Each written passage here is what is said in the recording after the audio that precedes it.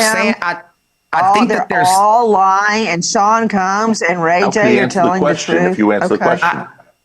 Nancy, I love you. I just wanted to finish. I think that they're coming up with the stories that could stick in this situation. So, like, Puffy wanted to throw me off the bridge or whatever. Like, come on, Puffy's never threw anybody off the bridge. So how can that be true? You know, I mean, there's a lot of things that are happening in this case that I think are personal. And I think once now you have a group of people doing it, I think now you want to throw your 2 cents in with maybe some of the things that you might have felt happen, but you still want it to come around after and party and hang around and live life and make money. How does that work together? You get what I'm saying? Because, and I think, and honestly, I think that what we should take from this is that when somebody does something to you, you should act immediately on it, because acting the way later.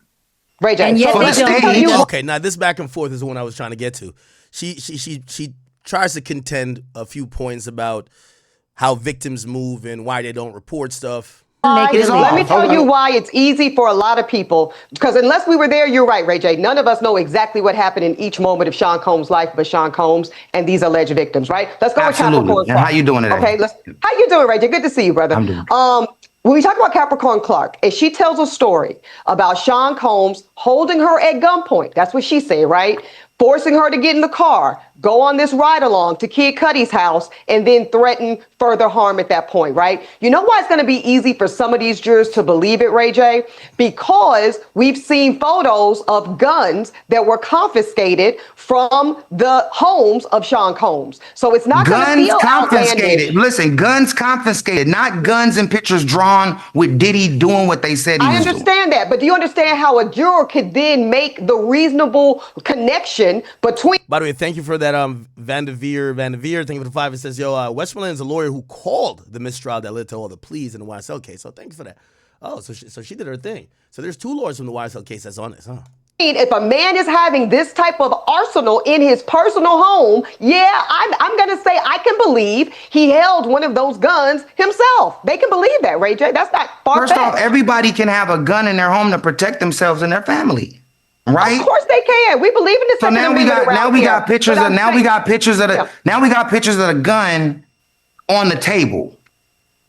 What is that? Yeah. It's on the if table. I'm a juror, I could believe reasonably that I can connect one dot to the other. That's all I'm saying, Ray J. All I'm saying is that. Yes. Ray J. Okay, let's leave the guns aside for a second. How about the multiple witnesses?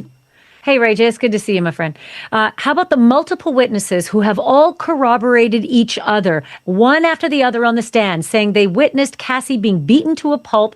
They were afraid for their lives and their safety. And not only that, we heard Mia say, quote, I had to do everything he told me, including hiding the fact that he'd gashed her eye to the point where she needed stitches. The quote was, tell the doctor that Cassie was drunk and hit her head. That's what you call obstruction of justice. Like, doesn't any of that sit with you? Are they all just flat out lying one after the other about the exact same facts?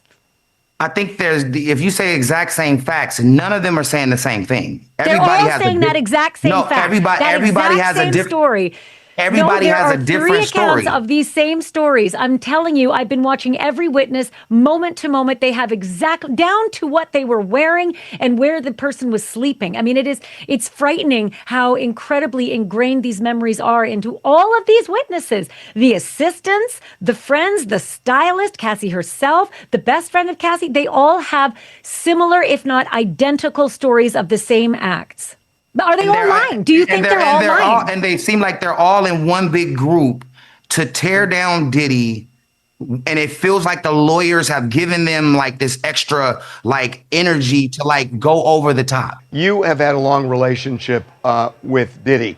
Have you communicated with him? That he's probably going through a lot. Hence Diddy, that are my close friends. I love in the trial that's testifying against Diddy, that are my close friends. I love Capricorn Clark. Capricorn and I have spent way more time than she spent with Diddy, right? But what I can say, and I don't mean to take any credibility from her because I love her, but I was friends with Suge and Diddy at the same exact time. And Suge knows it and Diddy knows it. I would go hang out with Suge and I would go hang out with Diddy in the same day. Where's that same energy with me? And they both Do I have knew. to make it? But Ray J, It usually happens to distinguish your women. privilege? Yeah, you're a man, Ray J. You're a famous man, You know- brother. You've been famous since you were a kid. You have a didn't beat different the level men. of power than Capricorn Clark would. You acknowledge that. And I love Capricorn. I love you, Capricorn, and I know you're gonna be mad at me. Ray, I want you to listen to something because you mentioned that you're friends with both Suge and Diddy. I talked to Suge this week when he was in jail. Listen to what he said about Capricorn. Without throwing her on the bus, she felt scared. She felt afraid. And she felt that Suge. she felt she was helpless. I think So Suge was actually corroborating her story, and then they asked Ray to respond to that, and he actually responded pretty good. He believes these were not hollow threats, that she had justifiable reason to fear for her life. Yeah, but Harvey, he also said that Diddy should walk. He also said that he shouldn't be in jail and that he should walk because of what he's being charged for. Yeah. Like, This is a great point he makes. if you told me that the Kardashians was being charged for racketeering, I might Hey, to say that on TMZ, believe it. But Diddy, sex trafficking, and all these other extra things, like, it's, to me, knowing him, knowing the situation, being around with most of the people that's testifying, you know, I just feel like there's somebody at the top who's making a statement, who's making a point. I'm sure Diddy got the point. Free Diddy, he got the point. okay. So he thinks this is like somebody at the top has picked Diddy or called his number and say, you got to go. All right, let's see if we can get some more tweets in here. People, how y'all feeling? Welcome to my people. We got to see if the Academy will continue to lead in the viewer count. They've been leading since last stream. Will they lead again in who have the most views? By the way, Douglas Butler, thank you for the 50. Says, appreciate the community and your content. Do you think Diddy has a chance? By the way, thank you for the $50, by the way. Big W to Douglas Butler. Everybody clap it up for him. Thank you, brother. Do you think Diddy has a chance of beating the case, or is he cooked in your opinion?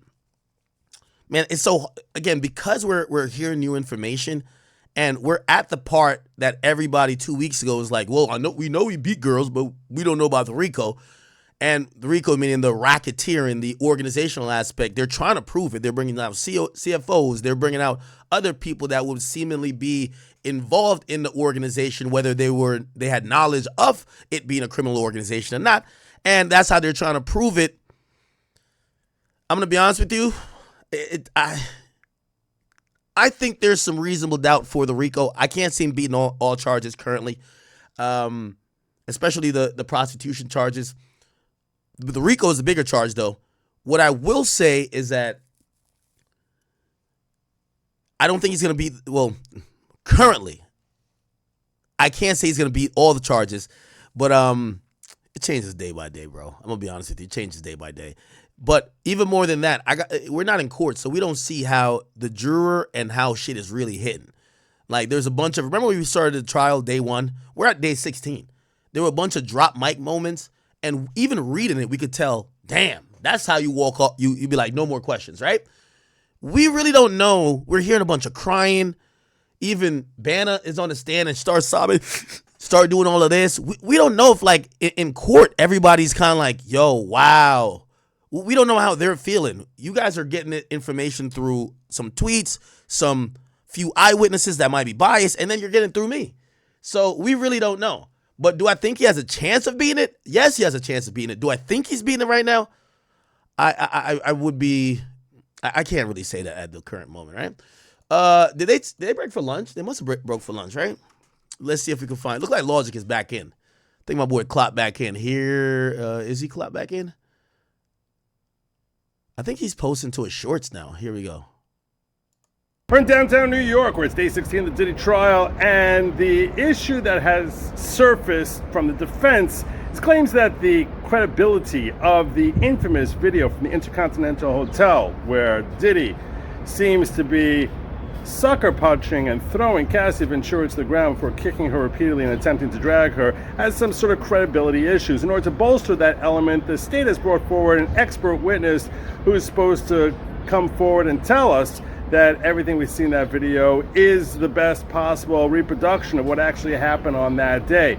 Now, in order to attack this, defense has to go forward and try and break it down frame by frame, and that's a question as to whether or not this is something that's actually beneficial to the defense or not. I'm going to break that down in greater detail by lunchtime.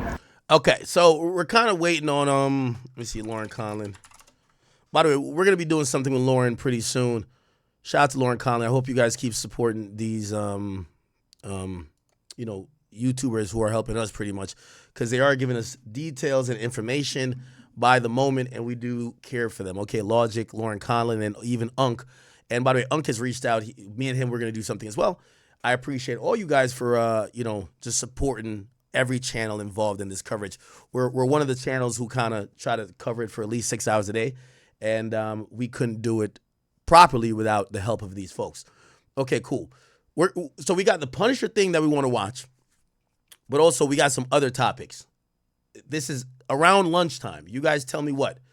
Y'all want to watch the Punisher interview with Cam, or do we could hit like 2 hip-hop topics real quick. The first one, which one? What are the ones I had written down? Cardi B, Pusha T, top 5. I feel like there's another hip-hop topic too. Or you want to, what do you guys want?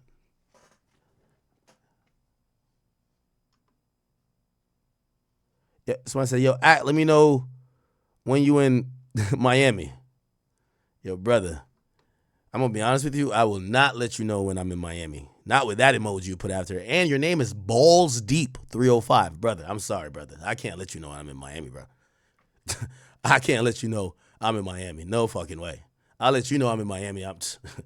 This guy name is Balls Deep, telling me, yo, let me know when you're in Miami. No, brother. No. Okay. Let's do this real quick. So he gives way more details about this Cassie and Diddy thing than he gives with any other interview. Okay, so check this out. Gave her a quote. She said she was going to be there with some friends. This is about the first encounter. By the way, amazing job to Cameron, who pretty much did a good job of, getting certain answers that we didn't get from him before. And we're talking about the Punisher. All my marketing and stuff in my business is like SEO. So Google. So basically, he's saying that because of Google SEO, that's how Cassie found him. So Cassie just called up a number, and it was his business. He said he used to market with Google. And, by the way, the MO of Cassie with the freak off would be Diddy would tell her, go get some niggas off Backpage. Google search. But apparently he was gotten from Google because she just cold called him. So if you go online in the New York City area and you put in male strippers for hire or whatever, my website's going to come up. So they just clicked on the website and called the number. And I just happened to pick up the phone. I don't think they were looking for me specifically. Right. I just picked up the phone. Got you. Where did let's say the first time, where did these events usually happen at? Puff's house, Cassie's house, hotel? Like, where did these events happen at? I was all super high-end hotels. Gotcha. So I remember it was the Trump Tower Hotel, Central high-end, super. Yeah. I Googled it, and the joint was like $30K a night, yo. On the lines of super high-end, super suites. One of the suites, man, in the London hotel, it was so crazy when I got out of it. I Googled it, and the joint was like $30K a night, yo. Wow. I never seen nothing like this in my life, man. The hotel room looked like, that scene in the Titanic when they walk in that ballroom and the stairway well comes down? Right. Like the hotel room was crazy, man. How often did they call you or book you?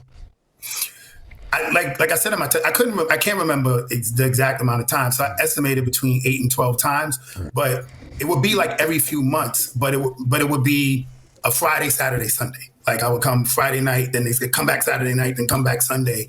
And then I might not be called for 3-4 months, and then they just pop up. So at the time, I thought they lived out of town. They would. She would call me from a Cali number, so I assumed they were out of state. And she basically said, "Yo, can I hit you when we're in town?" Right. But it would be multiple nights in a row, but months in between. Right. And if some of these questions that I asked you may seem repeated because you've been asked these same questions, so some of these questions even Puff was participating. Could you explain your first time going to one of these events?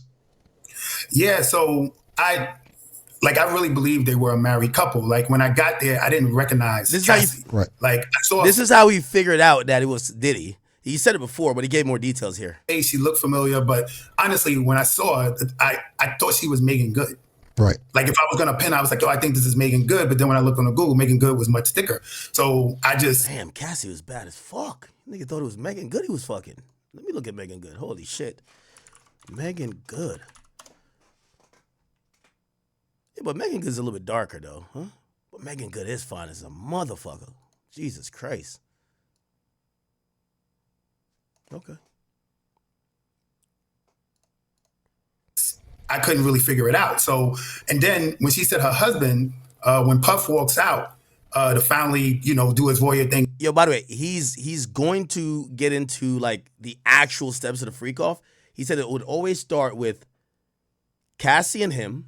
I guess that's during the oil each other up portion. Diddy was never in the room at that point. But supposedly Cassie would tell him, at some point, my husband's going to walk in the room. Don't look at him.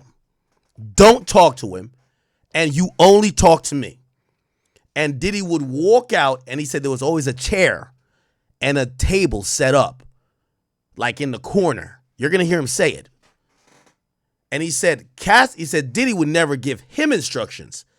He would give instructions to Cassie. And he says he has bad hearing. And one time he thought Diddy was saying something to him. And he was like, what the fuck? Because he thought he heard something wrong or something different. Like he thought Diddy was trying to say, it's my time to fuck him now. Like, he's like, wait, Diddy about to fuck me? What the hell? But he didn't know it was Diddy at first. And see what's going on. So hold on real quick. It didn't start with Puff in the room. Nah, it never started with him in the room. Yo, Cam, we can't take you seriously when you look like you. Yo, Cam look young as fuck. How Cam look like he's still on the set of Paid in Full, bro? We can't take Cam serious with like this, bro. We can't take Cam serious, dog. We can't take this nigga serious, bro. I'm not taking Cam serious, my nigga. Like, yo. Okay. It would only be me and her, and she said at some point her husband's gonna walk in, and I'm not supposed to acknowledge him, look at him, act like he's not even in the room. Right. So we'll be like on the couch, let's say on one end of the room, and then like on the far end of the room, it'll be like a table with a chair, and eventually he'll come in the room and like sit in the area, of course, the room, like watching, and we're supposed to act like he's not there. How often, pardon me, not how often, how long did it take until you realized that it was Diddy? Bro, like, I want to say like over a year. Get the fuck out of here. A whole year? Why? So let me, how long, okay, let's, I want to stick to that for a second, but how long did you know till it was Cassie? So the minute I found out it was Diddy, that's when I knew it was Cassie. So it took a year for you to find out for Cassie as well? Yeah, yo, okay. I didn't recognize it. Like when I jumped out of it, I did try to do the Google searches. Like I wanted to try to figure out who it was, right. But I'm Googling a married couple. Right. So every result I'm getting is not leading me to the right places because they're not married. Got you. So then, and I never found out with a visual cue. It was a hotel, the ex's house, and I would get there, let's say 2 a.m, and sometimes nothing would pop off for hours. So in this case, they threw me in like an extra room in the suite, and just to kill time, I happened to cut on the TV, but and the TV had a welcome message. So the TV said, ex's house would like to welcome Mr. Sean Combs, and I'm like, yo, this is crazy. Like I had no idea, man. So that's how you found out that must have been a mistake because remember they were staying under pseudonyms.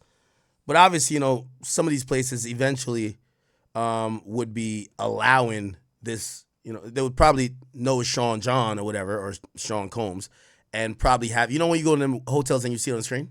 Was Cassie and Diddy by just coming on the TV and seeing the introduction on the television. Wow. On the TV. Wow. I've seen also in the transcripts that you would say that it was just a sex scene in the beginning. Nothing, no intercourse. How long until you had actual intercourse? What was happening in the first few sessions when it wasn't any intercourse? No, it was only the first session where it wasn't intercourse. Okay, so 10 times, one time it was only. By the way, he's also gonna admit that Diddy required him to ejaculate around the vagina of Cassie. And I ain't gonna lie to you, chat. I think because after he nutted on her pussy or in her pussy, she would oftentimes go in the next room with Diddy. Diddy would, as soon as he nuts, like I guess he was like, whatever, that bullshit. And Diddy would immediately get up and walk. So it's like Diddy waiting for the nut, Like, oh, he nutted. Diddy would walk in the room. She would follow behind him. Wouldn't say nothing to him. I think Diddy was in there trying to taste a secondhand nut. I think Diddy was sucking the nut out of her. Word too, bro. Like, we got to be honest. Diddy's trying to suck the nut out of her, bro. It's like, yo, he's like, they're racing to get in the room that Diddy could go taste the shit.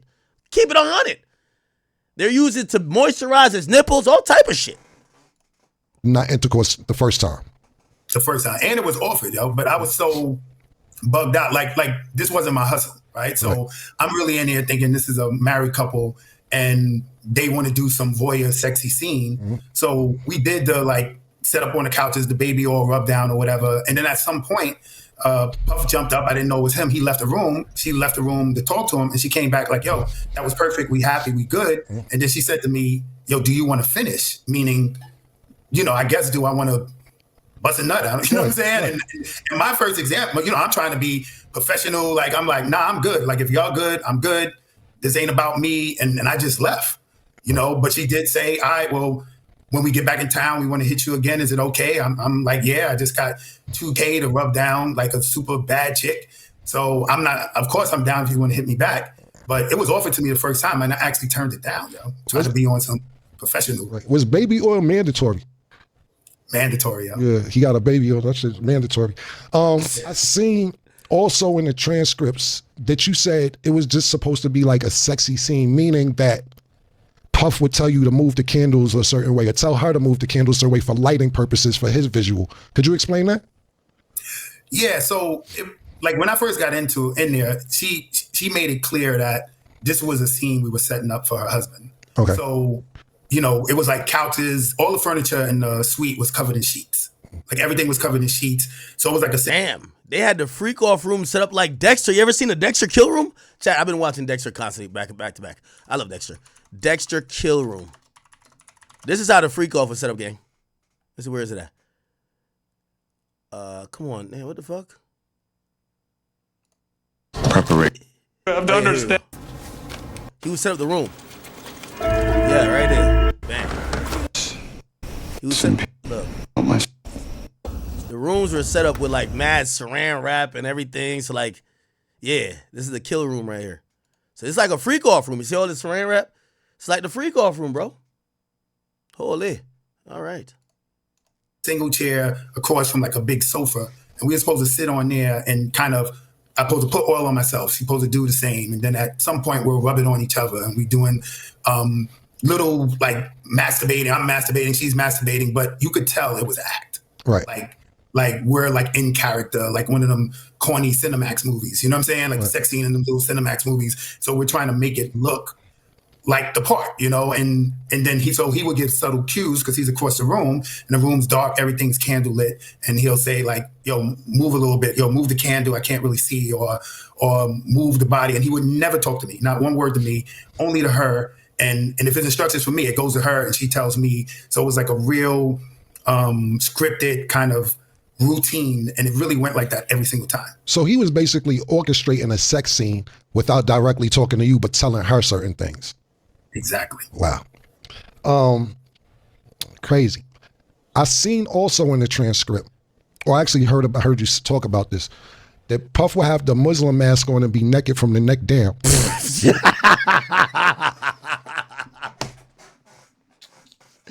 Yo, y'all see why I want to get into it with Cam? Yo, Cam is a comedian, natural. Yo, Cam is top 5 funniest niggas without trying. Top 5, like he not even trying, bro. What was that like? Pause.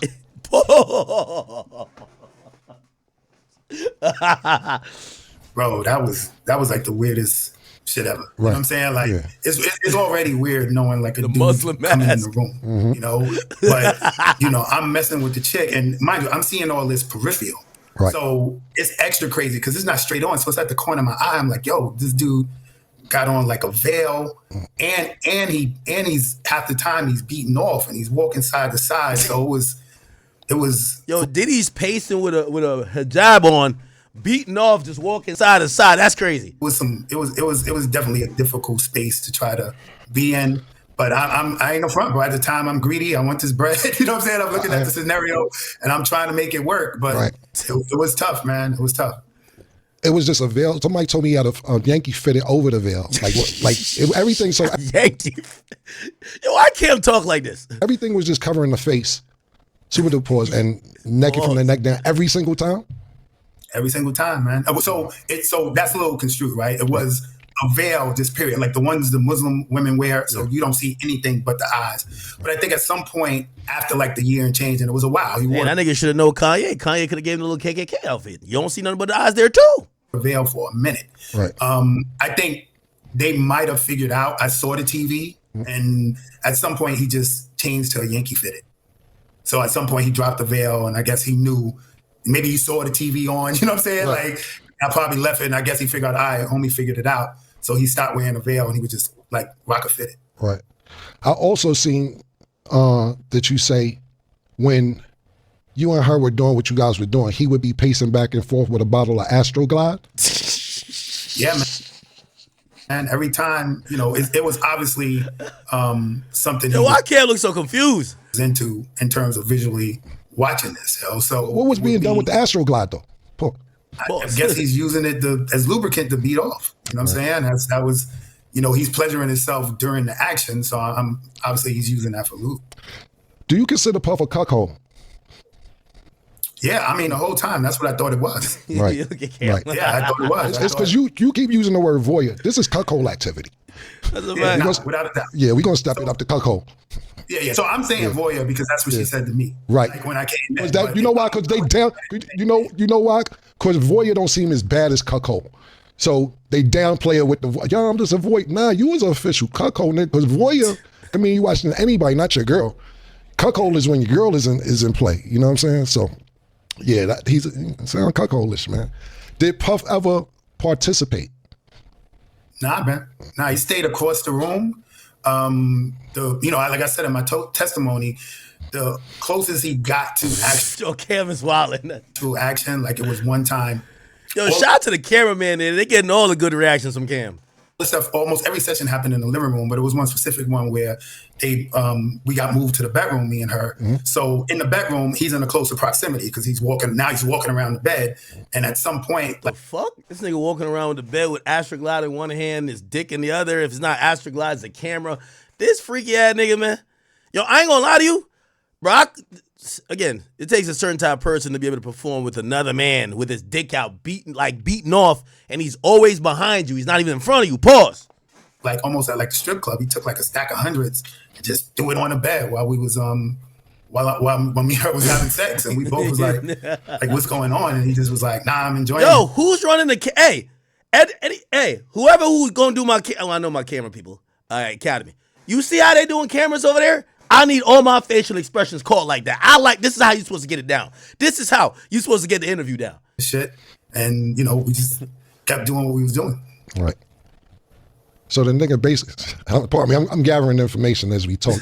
Y'all in the bed, he's circling the room, takes out second hundred, just throw it on the bed. Throw it on the bed. Wow. It's crazy. Sorry about that. I was just thinking, what was the most money you made doing this with them? Every single time I came, it was $1,200 to $2,000. But like I said, sometimes I could body that. All right, I'm comfortable with this dude. Right. So I always took it as however the vibe was, however things went, it worked for her. So that's why she said, I want to call you back. Got you. Did Puff ever appear jealous while you guys were having intercourse or participating with each other? Not at all, man. Not at all. It was like, like I told you, the focus was making sure he got the right visuals, the lighting was right, put more baby oil on. Like he was into it from an enjoyment standpoint. Not. Yeah. So, but you saying he basically never was jealous. Did Cassie ever reach out to you without Puff? Nah. It was strictly business. And honestly, man, I wasn't even trying to play that. Get caught up in some type of fantasy. I know one of the other dudes got caught up in some fantasy of they could be together. I knew what it was, man. Right. I'm she with a dude in $30,000 a night suites. Like I move. I can pull it off with chicks, but that's a tough act to follow. You know what I'm saying? So I saw it as an opportunity, man, and I was just trying to come through to come up whatever way I could with that easy money. How I saw it. Yeah, I ain't knocking you, my nigga. How was that pussy though?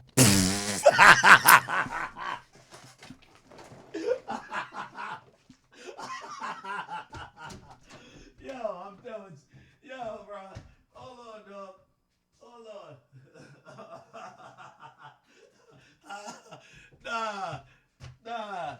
This is my type of fuckery right here. Nah, this is my type of fuckery right here. I ain't gonna cap with y'all, chat. This is my type of fuckery right here. I ain't gonna cap with you, bro. I ain't gonna cap. I ain't gonna lie. I do got a question that I can't miss though, and y'all gonna say it's gay though, but it's really like questioning. Because I'm trying to understand the mind of Diddy, and this is not gay. This is not I'm not thinking no gay shit. I honestly do want to know, and again, I gotta say pause. No, can I say that word before? Yeah, I want him to get mad at me. No, y'all know what I'm about to say. Did Diddy ever nut? Pause. Extra pause. You know what I'm talking about. The reason why I'm saying that is that Diddy required the guy to nut. It seems like Cassie's sexual gratification wasn't from her ejaculating either, right? Or not ejaculating, but her orgasm or climaxing. So she was doing it for Diddy. None of this tells you when Diddy was satisfied, unless he was just satisfied when he was rubbing the other man's nut on himself. You get what I'm saying? Like, chat, again, it's not like we fantasize about. I'm just saying, when was Diddy content? Or was he really on some was he edging? Because if he's jerking off the whole time, but he wants the guy to finish, we never hear about him finishing. Maybe he was just edging. I don't know what the fuck, bro. Anyway. I mean, bro, even if it was fire. Bro, was the pussy good for family? Let's stop with political shit. We was Harlem time, my nigga. You 39th Street on 40th. Was the pussy, how was that pussy, my nigga? Bro, I'm gonna be honest with you, man. I couldn't get there, bro. Okay. Like, I got a dude pacing back and forth, beating his joint. You know what I'm saying? Yeah. My peripherals, my spider senses is wilding. You know what I'm saying? And especially when I found out it was puff. When I found out it was puff, it got all the way worse because if you grew up in Harlem, if you grew up in that era, I can't validate it, but everybody knows there's rumors, right? There's rumors that Black Doggy, thank you for the 5. He says a shot to Cam. He could be, interested in dudes. So the whole time I'm semi-paranoid. Like I wrote in my book, bro, for real. I got a hearing problem. Right. And sometimes when he would give her directions, I would hear like something completely different. Like he'll say, yo, I like the position you in. And I'm like, yo, did he just say I wish I could penetrate him? Like, you know what I'm saying? Like, I'm hearing, like, yo, hold on, wait, what did you just say? Like, so basically, you never could get comfortable because. So let's just be clear and get the elephant out the room for the audience. You're not gay, you're saying? Absolutely not. Bro. Right. So therefore, you're saying that already, just to put everything into perspective, that you're there for this chick and to get this money. Yeah, I ain't gonna lie. Somebody just said in the chat, I would be panicking. The whole time I'll be like, yo, if this nigga Diddy nut on me, fuck this $2,000 I'm getting. I gotta go kill this nigga now. Imagine you're in a freak off. You're fucking a bad bitch, but Diddy's whacking off. He's putting more Astroglide on his shit. He's going crazy. He's giving her instructions. Like, the thing is, he in your blind spot. Pause. No, Diddy. Literally. He in your blind spot. He whacking off. You putting in work, but you constantly thinking like, yo, if this nigga shoot a load of nut on my back on some take that shit, I gotta backhand him. We gonna have I don't know what type of fight it's gonna be. It's gonna be like a fucking, y'all gonna be mud wrestling with the baby oil on both of y'all. You feel what I'm saying? Now, you know what we also didn't get? If Diddy's using lube to masturbate, and I know this might be some TMI questions. Does Diddy put baby oil on himself? Like he's wishing he was in the, like, are they the only two that's in the baby oil? Or is he like, let me oil up too? What the fuck? It's like a slip and slide up in that bed. You don't know it's Puff this whole time. So you're already thinking like, okay, this nigga's being weird, whoever it is. And I got to keep an eye out for him because we don't know what type, in case he want to, if he get mad, if he want to join, I'm not with none of that. I'm here to bone your bitch. Like sidebar. Paid me to do and stay the fuck out of it. But what you're saying is the paranoia intensified once you found out it was Puff and you like, oh, hold on. Now this shit done got to a 10 because not only am I fucking this nigga girl, but it's Puff. So now you saying you hearing shit that you wasn't hearing. And now you can't really enjoy the pussy like you want to enjoy it. Is that what you're saying? Absolutely, man. Absolutely. Like I'm not. Yo, enjoy the pussy is crazy. That's what I'm saying. Only Cam could get off some of this stuff, bro. You know, people would be like, technically, this wasn't consensual. Like technically, you asking if the nigga was enjoying this shit It's crazy, but it's Cam. It's killer. It's killer. Connected, yo. You know what I'm saying? Right. Like, I don't think I got a real erection the entire time. Right. What? I was loading up on any pill, anything that I could take just to get there because I could not connect. K Flock attorney thinking with 5 and says, Ak, I'm part of your freaky chat. I could definitely perform even in front of Diddy. Easily. All right, so y'all got one nigga who's trying to say if any islands at Diddy should hire him, he said he could perform in front of you. Yeah, we You know what going I'm saying? It was too paranoid, it was official paranoid, bro. Like, right. because I'm not used to being in that situation. And Damn right. Yo, in that room, this is what this nigga was thinking. He's like, yo, if this nigga nut on me, it's going to be like this story right here. This fucking story right here. One nigga got that nigga up out of there. He spoke Thank about God. that too. Yeah, I had to fight some nigga in the bathroom. No homo. We said you slipping got on a rocket. semen. That's what's going to be. Yo, this was what's going to happen. Diddy done nutted on this nigga's back. He turned around like, what the fuck? Yo, that's the Astroglide Playboy. My bad. Yo, Cassie, come on, let's go. Like, come on. Oh, hell nah. I had to fight some nigga in the bathroom. No homo. We said you slipping got on a rocket. semen. Niggas was jerking off in the bathroom. Nigga, me, I got that nigga Look at this nigga face. up out of there. All that shit. You know, this is parts of the story that What? I don't like to. Wait, what? We doing what? Only had to fight one nigga. Got that nigga up out of there. He spoke Thank about God. that too. Yeah, I had to fight some nigga in the bathroom. No homo. We said you slipping got on a rocket. semen. Niggas was jerking off in the bathroom. Nigga, me, I got that Look how he just removed the mic from his mouth. Pause. nigga up out of there. All that shit. It's like he followed up like, yo, bro, you never told me this part of the story. Yo, you told the story dumb times. I never heard about this part. You know, this is parts of the story that I don't like to tell because only had to fight one nigga. Got that nigga up out of there. He spoke Thank about God. that too. Yeah. Nigga went from smiling. Yeah, I had to fight some nigga in the bathroom. No homo. We said you slipping got on a rocket. semen. The smile going away. Niggas was jerking off in the bathroom. Nigga. What? Me, we feel.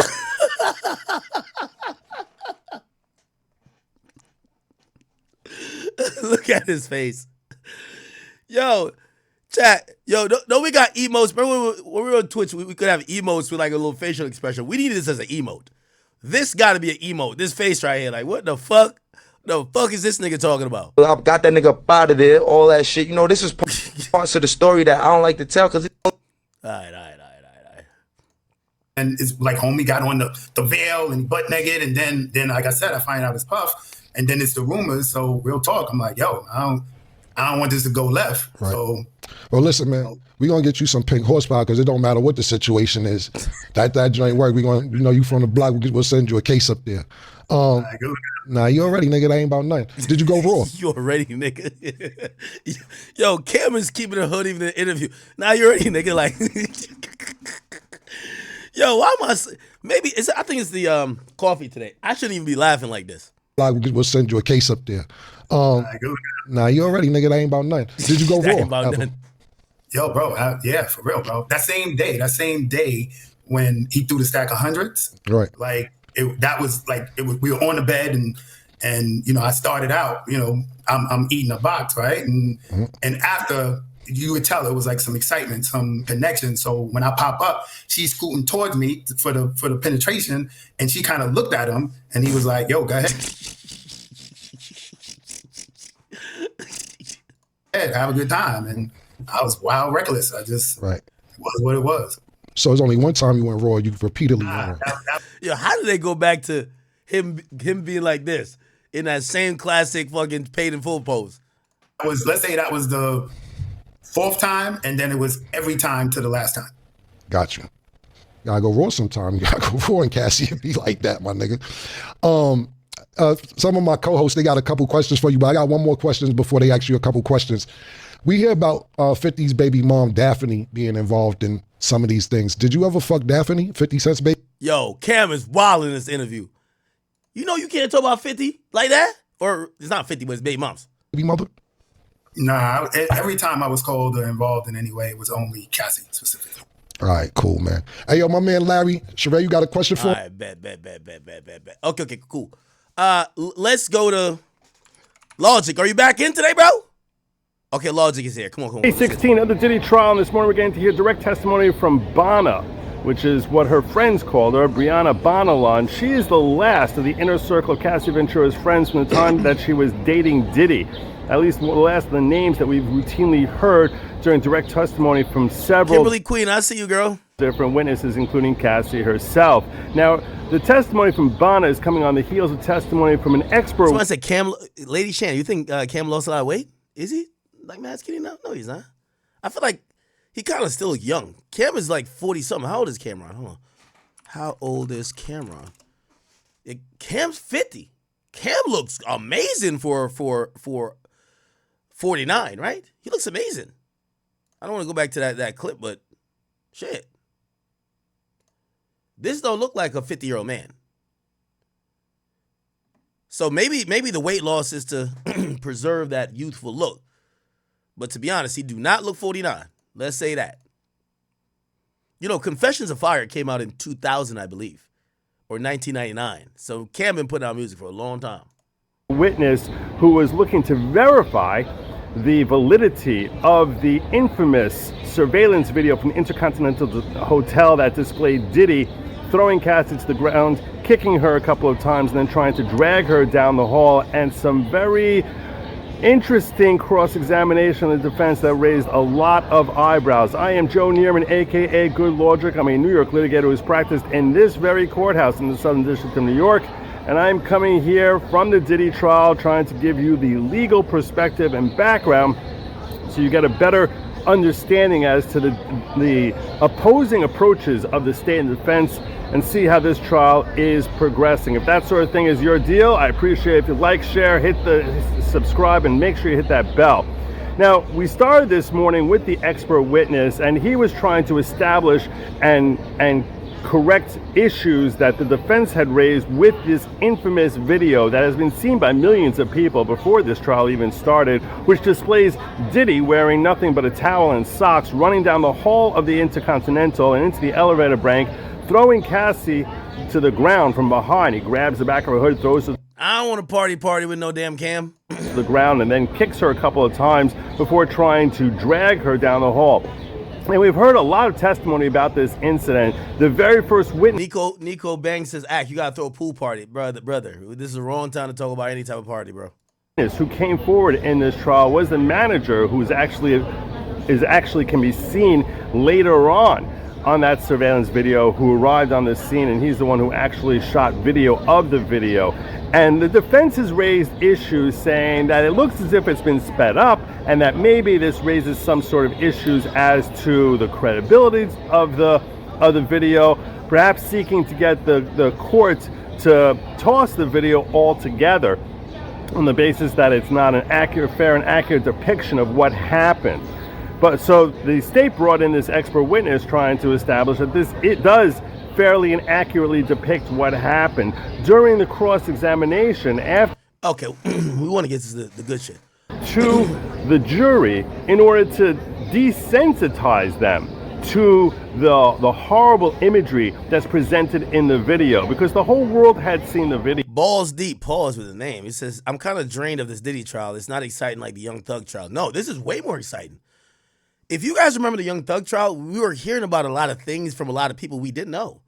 This Diddy trial is this is a movie. The thing with the YSL trial, we could see it every day. And like, I ain't gonna lie, it felt kind of sad after a while because Thug was like a caged animal. Like, you could just flip to a channel and just see him just sitting there. And we saw his body language and even weight gain kind of fluster and kind of go up and down throughout like the span of a year or more. But in this, we can't see it. But I'm gonna be honest with you, if you ask me, the amount of details and the salacious shit we hear is crazy. This is a movie. It seems like they're throwing a dart out there, and the risk or so that we've heard all sorts of indicators. Okay, I'm gonna cut this for now. I am gonna come back to it. There's another escort that actually said that they were involved. Not the black guy this time. It's a white guy now. So the escorts are starting to speak out. By the way, the black guy has a book that he's put out. He said he had referred to Cassie and Diddy as a married couple, didn't name them by name, but that's why he's probably on a press run. Now we're seeing another escort speaking now. You got to imagine everybody who testified, they're probably saying, yo, we're going to try to get our name known a little bit because we could probably sell some shit, right? Jurors in his trial heard from a former security supervisor at that hotel. His name is Eddie Garcia, and he testified that not long after the attack happened, Diddy's chief of staff, Christina Coram, called him to ask for the footage. He said that he told her no on the phone. And again, the craven brutality, but of potential bribery and obstruction of justice, which are two predicate offenses that are required to prove, what do you know, racketeering. Something else that could prove racketeering and the sex trafficking charges? If Cassie Ventura, his girlfriend, was coerced through fear and beatings to take part in those kinky freak-offs with male escorts who were flown in from, other states, that is what you call sex trafficking. It's what you call coercion, forced labor, other predicate acts of RICO. I'm joined now by Sean Deering, a former escort who worked under the name Skylar. He says he participated in more than a dozen sex acts with Diddy and Cassie. Sean, it's really good of you to be. Yeah, they gotta vet this man background, man. Diddy used to tell Cassie he wanted big black dicks. This nigga is like damn near blonde. Like what the fuck? This is not Diddy type. This is not Diddy type. Here, I appreciate this more than you know because this is a very sensitive topic. A lot of people are very nervous and concerned, and I can understand if you are as well. Let me start by asking you, when you were with Cassie and Diddy, did you ever get the sense that Cassie wasn't fully into this sex act that you were performing with her while Diddy was watching? Did you ever get the sense that she was doing this because she was being told to do it? I don't like to assume, and in those situations, I answered in full respect, and I went to everything I say. I don't want to overstep my boundaries and such, and I want to say in all due respect to Cassie throughout the situation, that she treated me with the utmost respect, dignity, even through these crazy acts. Initially when I had in the early days of seeing them, it seemed it was very jovial, like to adults who. This might have been the guy that says once he seen Diddy slap the fuck out of Cassie or heard it in the other room, he couldn't get hard no more. But Cassie also jumped in his lap. Maybe this is him. I don't know. What's his escort name? We got to figure out what's his escort name. To explore further, but as the encounters grew, there was an energy about these situations and such that I thought Cassie looked so beautiful in this outfit right here. This is Met Gala. She looks so beautiful.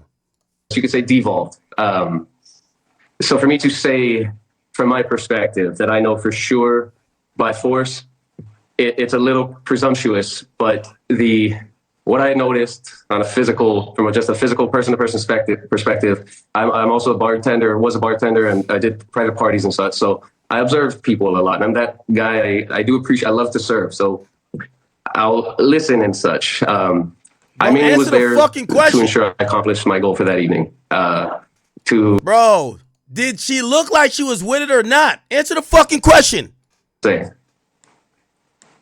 Can you qualify that a little more? You said the spirit changed. How did things change? And as these progressed into the latter part of the sex acts that you performed with this trio, did it seem that Cassie was as willing? That's kind of how it devolved. It seemed, I don't mean to speak in we're asking you, fuck nigga, but I perceived, what we did. We were adults on a adult playground through that time and such. And so that kind of was the spirit initially, where she was very just easygoing and warm. And there were times where in the later days, yes, it did seem very performative in a sense and that's part of the kind spirit that Cassie has, that and people, many people will ask, well, why do you go back? What's if you're so brave, why'd you keep going? Many won't understand the deep seed of arms that someone with power or fame may have. And I'm just. By the way, pertaining to that question that Cam had asked the Punisher, because this nigga talking like, I don't know what the fuck he's doing. Why even do a press run if you're not going to give up the information? Luca 50 said in regards to this question about, Cam asking the Punisher about if he ever fucked Daphne Joy, which is 50's baby mom, that also Diddy was fucking with. Some of my co-hosts, they got a couple questions for you, but I got one more question before they ask you a couple questions. We hear about 50's baby mom, Daphne, being involved in some of these things. Did you ever fuck Daphne, 50 Cent's baby mother? Nah, every time I was called or involved in any way, it was only Cassie specifically. All right, cool, man. Okay, and then his caption was, well, here come the bullshit. Don't kiss my boy, pee-pee mouth. So he's kind of getting at his baby mom, calling her pee-pee mouth. Basically, I don't know if he's kind of like validating it, but was Daphne Joy a part of the freak-offs? Huh, interesting. Happy Wednesday. Okay, let me hear if this guy's going to say anything. To nobody. I'm just a small dude from a town in Paul, Hawaii. But I was involved in these situations, and Cassie just, I guess all I can say is I have the utmost respect for her, and she shocked me throughout the whole experience. I'm sorry, my train of thought gets a little lost at times, but. It's okay. I do want to be more pointed in my questions. That was a pussy, my nigga. I'm playing. That's that Cam question. Yeah, that's a wild question Cam asked. It's only because it's so critical, because they're debating her reaction in these sex acts. Her lawyers will say she was fully into it. This was sex between consenting adults. She loved it. She texted him. She loved it. She wanted to do these things. But the prosecutors are saying, and she herself said on the stand, no, I didn't. At first, maybe, sure, but this became my job, and this became something I had to do, because if I didn't please him, I could get beaten up by it. And I just wondered if you ever got the vibe, or if you get a sense that seemed to check boxes with you as well. That's kind of how you felt about how things digressed. With that kind of framing, yes. Like I said, I don't want to come out and say that because I don't know what went on further. But the spirit that was there, it definitely devolved from cordial two couples having fun into, her even going beyond the moment and being kind enough, like, she would put on the smile and then continue in her role. Put on the smile, put the head down, and then just continue in the role rather than in the early days of, it's seeing a joyful time. And I also don't want to speak too much beyond. Why do an interview then? To say too much for certain reasons. Out of respect for Cassie, for other reasons. Bro, she already got her white boyfriend ready. Like, she married. Your time is over. Yeah, he got to be the guy who got up on the stand and said, and they were trying to ask him, you caught feelings for her, didn't you? Because this nigga looked like, bruh, like, just speak. Nigga, you're a fucking escort. You're not her ex-boyfriend. Now, I get it. You're like, you want to be kind of, you don't want to just shit on her or whatever, but there's a way you could tell your story. You told it on the stand, bro. Can you tell me this? Did you ever sense any fear? Did you ever sense that Cassie had any fear of the way you and she behaved if Diddy were in the room or if he weren't in the room? That's one thing, I use the term, she's a badass lady in the People article recently. And I mean that in the sense that she could step back and understand. I wouldn't use the word fear. I would use the word respect. She respected what her role was, what she was there for. And I ultimately believe that's the only reason I was seen more than once, is that there's somewhat of a kindred spirit between her and I, where I love to serve and I do truly do appreciate others. And I do believe that she has that as well deeply. And, she wanted to. This fuck nigga like her, bro. He got paid to fuck. He fell in love. Make the most of the situation. She wanted to satisfy this. Let me ask you this, Sean. Sorry to interrupt, but let me ask you this. There was some episode you described where Sean Combs walked out of the room and you asked her a question and she shushed you and said, no, we can't talk until he comes back in the room. Is that true? Is that what happened? Is that the correct description?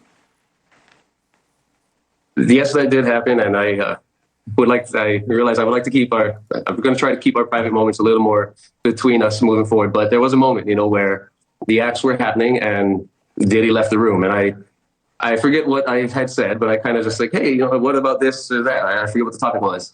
But it was a moment where I kind of had a realization of the depths of the situation where it is, because she was, we were passionate seconds before. And then the next moment, you could tell there was something that had come over her in a sense that she knew it may cause jealousy. I don't know, jealousy or something of the nature if her and I interact. Oh, so this guy think he was fucking her too good, that she was liking it. He likes her, and she's thinking that it's starting not to look like an act. It looked like they're really in love, and Diddy might feel a certain type of way. In some way with him not there. So you sensed a fear. You sensed a fear that came over her very quickly once he left the room, that there should be no conversation between you. Did it sound as though it seemed to you she was frightened? That's why I use the term she's a badass lady. I wouldn't say frightened. I say she just understood the situation to the extent that she needed to. And that's why I'm sorry, like with her, I wouldn't say fear, like it was mostly just she understood the situation, and she and yes, I know that through those times, like that demon in his eye, yes, but I personally, I just see her as such a strong individual that I didn't necessarily see fear in her. Just yeah, this dude corny as hell. Listen, bro, if you trying to keep this respect to Cassie shit, Cassie's married to a nigga named Alex Fine with 3 kids. Yes, he don't want to hear about how niggas used to be jumping his girl off in a freak off, but he don't want to hear from a fuck nigga like you talking about how you used to fuck her and it was passionate and you still feel a type of way. Get your bitch ass on out of here. Either tell the whole story or stop with this, oh yeah. You think her husband want to hear your bitch ass too? Talking about, oh yeah, nah, I still out of respect for No, it's over. She don't want your ass either. So you could tell, like, he's trying to not describe certain shit with the Diddy stuff. Okay, I get it. That's the abusive stuff. But he's kind of throwing in there like, yeah, me and her were passionate. Cassie don't want you neither. And her husband don't want to hear this bullshit neither, nigga. So tell the whole story or don't tell shit. She knew her role at that time. Or she... Sean Deering, I'm very appreciative of you speaking. You have spoken with the prosecutors, correct? They know your contributions to the knowledge base of your involvement, right? I'll just, I've received guidance from individuals I'm just going to try to leave it at that. I'm here speaking with you, attempting to just have my side heard. And ultimately, I just want Cassie respected on all this. My face was out there, and I just want to let my side be heard. But I don't want to overspeak. Okay. Oh, my God. Happy Wednesday. It's the United States versus Sean Combs, day 16. So this morning, before... Hey, Lauren. They brought in the first witness. There were some exhibits entered, and these were seized from a phone. Sean. Okay, we're going to skip past that forensic video person. We just want to hear about Banna, and then we're going to get back into court to go get the second half of the afternoon with Banna, and then we'll get some more into stuff. The topics I didn't do, the Cardi B topic, top 5 topic, and also the Pusha T topic, we're going to push it to the end of the day, okay? When I mean end of the day, the end of the day of coverage. That day. He also said, what did he say? He said there was no issues at all with the cell phone footage. That was fine. He did say that there were some issues.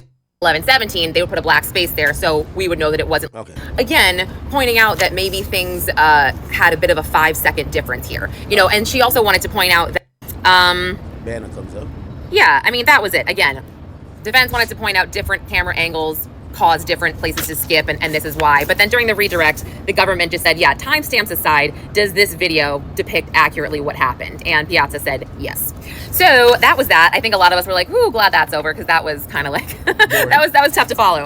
But I get the overall reason that he was up there, etc. So, okay, the next witness was Brianna Bongolan, and we just started her direct testimony. Now, Bongolan, excuse me, she is friends with Cassie. She testified they're still friends. She's a graphic designer. She's a marketing creative director, and she first met Cassie in 2013 or 2014, I believe. Let me just check my notes. Yes, while she was working at a fashion company, and then they first kind of became friends when she was working at another company, Young and Reckless, and she and Cassie collabed on some designs. And essentially, I won't get into all the details of their relationship, but Bongolan said, that, and we haven't gotten into the details yet, but when asked her experiences with Sean Combs, she said he dangled me over a 17-story balcony, and then he threw me onto patio furniture, and I have had pains in my neck, head pains, and severe night terrors and PTSD from this.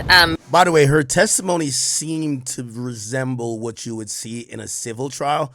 She immediately goes into the damages you would see in a civil proceeding when you're seeking money and redress, financial redress for what you've been through. Hey, I have PTSD. I can't maintain a job. I can't sleep. I've had to get a therapist. I have night terrors, anxiety. When anyone of authority speaks to me, I jump. These are things you would put in a claim for a civil lawsuit to hopefully get some damages or compensation for damages. It's interesting when she testifies in a criminal case, she immediately says that. Again, we didn't get into the details yet. I'm sure that'll come this afternoon. She said that, when she became friends with Cassie after collabing on this fashion stuff, they would do a lot of drugs together. I think the government was really trying to get ahead of that. She said they became more and more addicted over time. Coke, K, ketamine. And she testified, and we heard GHB really for the first time. When asked if Diddy ever provided her with drugs, she said yes, G. And then she said that she had never tried G before, which was GHB. So again, first time I have really heard GHB mentioned. I think that's right. I mean, I don't know anybody else, but no, had not heard that mentioned before. But she also did testify, I think, again, the government was trying to get ahead of this, that she had also provided drugs to Cassie. She had previously sold drugs to other people, not often, and she does have immunity.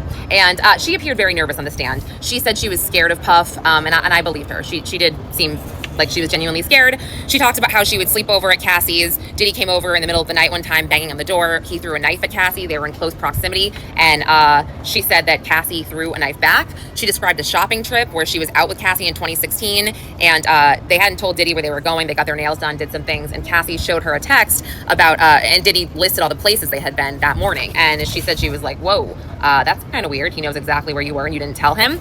And then the last thing that she talked about before the lunch break was another incident in 2016 where, and I want to make sure I'm saying this correctly, where they were in Malibu at Diddy's place. They were, taking pictures with another photographer, she and Cassie, just for fun. And she said that Diddy came out and got in her face and said, "I'm the devil and I could kill you." And she describes being terrified.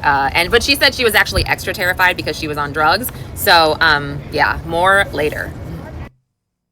Okay. All right. Let's see what Unk's talking about. Okay, sure. Sean, differentiate is that Mr. Piazza, he puts together a compilation. The system was old and cheap. Okay, so they're still talking about the video. We want to hear about Bando. It looked like she wasn't on the stand for that long before they called for a break. He went into that phone under the account Frank Black. 10 sex videos were found.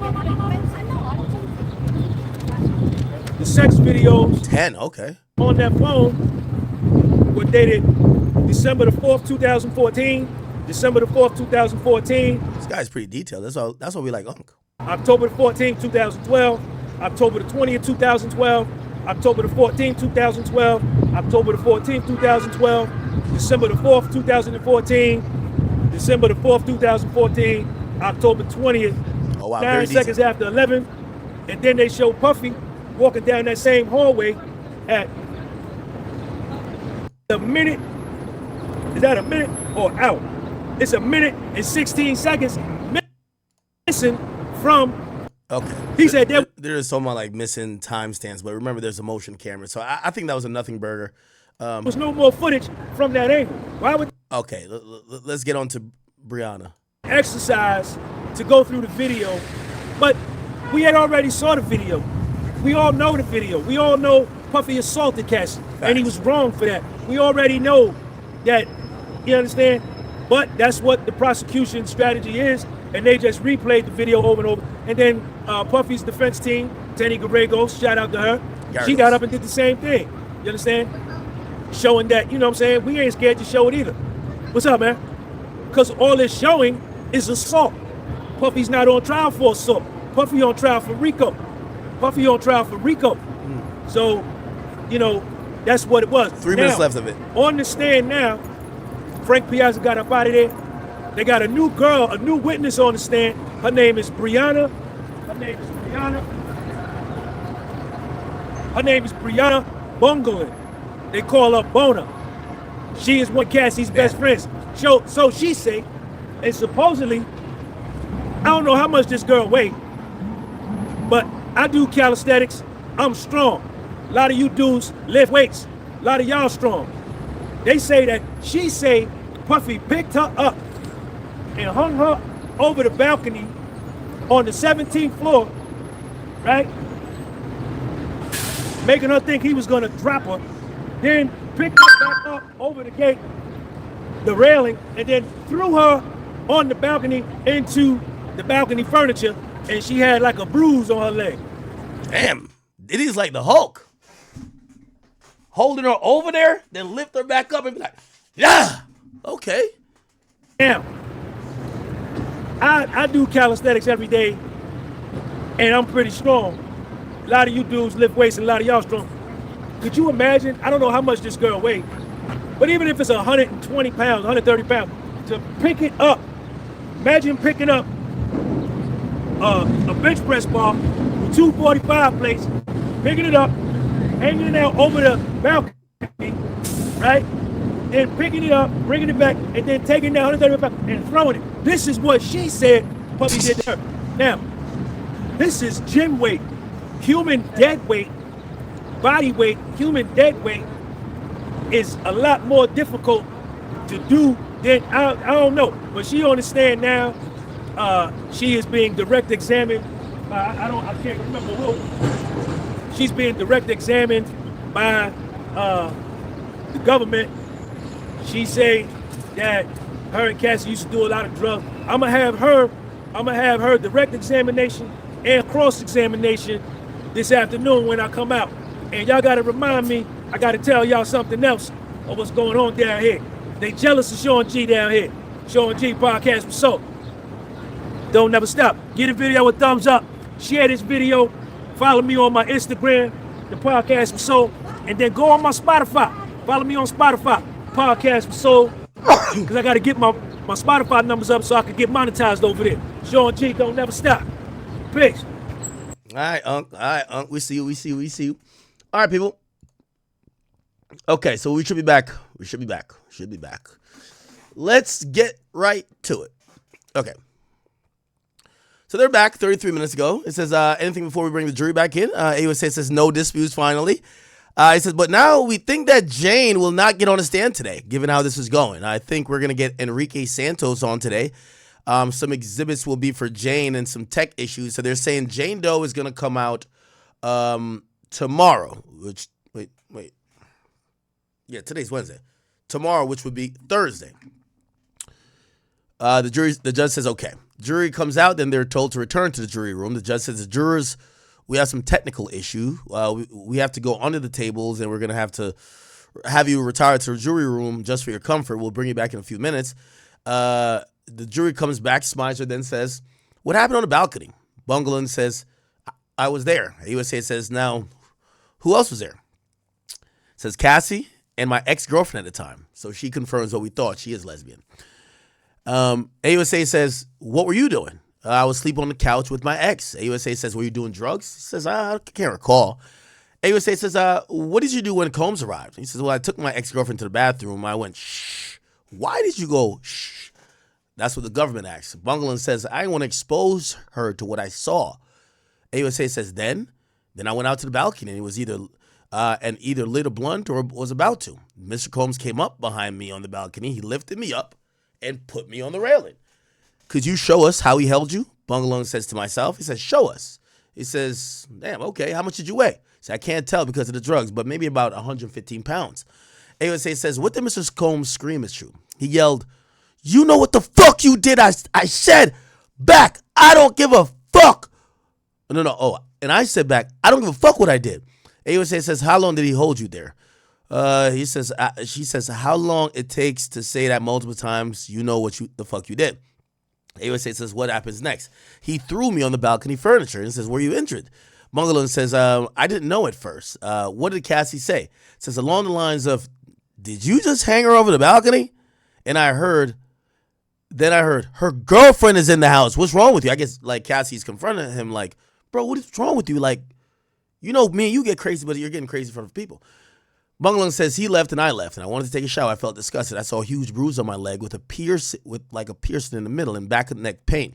Says, is this photo a fair and accurate representation of your leg? She says, yes. Bungalow says, I called one of my managers and they said, if you're scared of anything else, just go to a chiropractor. He said, did you tell the chiropractor who had done this to you? He says, no. They asked, but I just paid and took the neck brace. AUSA says, is the neck brace in this photo of you? He says, yes. Did you ever talk to Mr. Combs about this? I said, I don't want no problems with you. He didn't say anything. AUSA says, is that the last time you saw them? Bongolan says, January 2nd, 2018.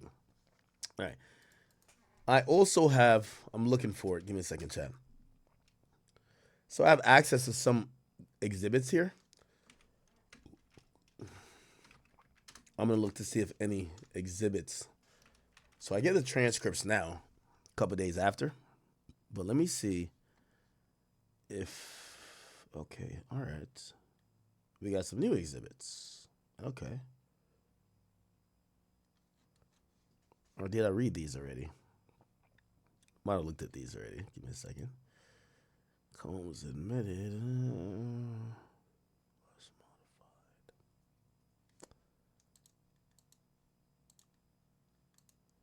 Yeah, we haven't gotten anything updated in here.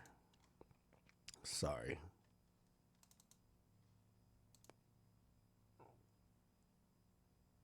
Okay, yeah.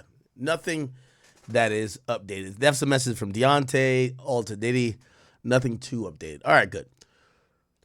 So this is after the neck brace thing. It says, how do you remember? He says, I tattooed the date on myself. What? He said the last date she saw Diddy. He said, how did you remember that date? I tattooed the date. So why did you tattoo the date? It was the day I decided to get sober. It was a New Year's thing in Miami at the One Hotel. Puff, Cassie, and I did 8 hours of ketamine.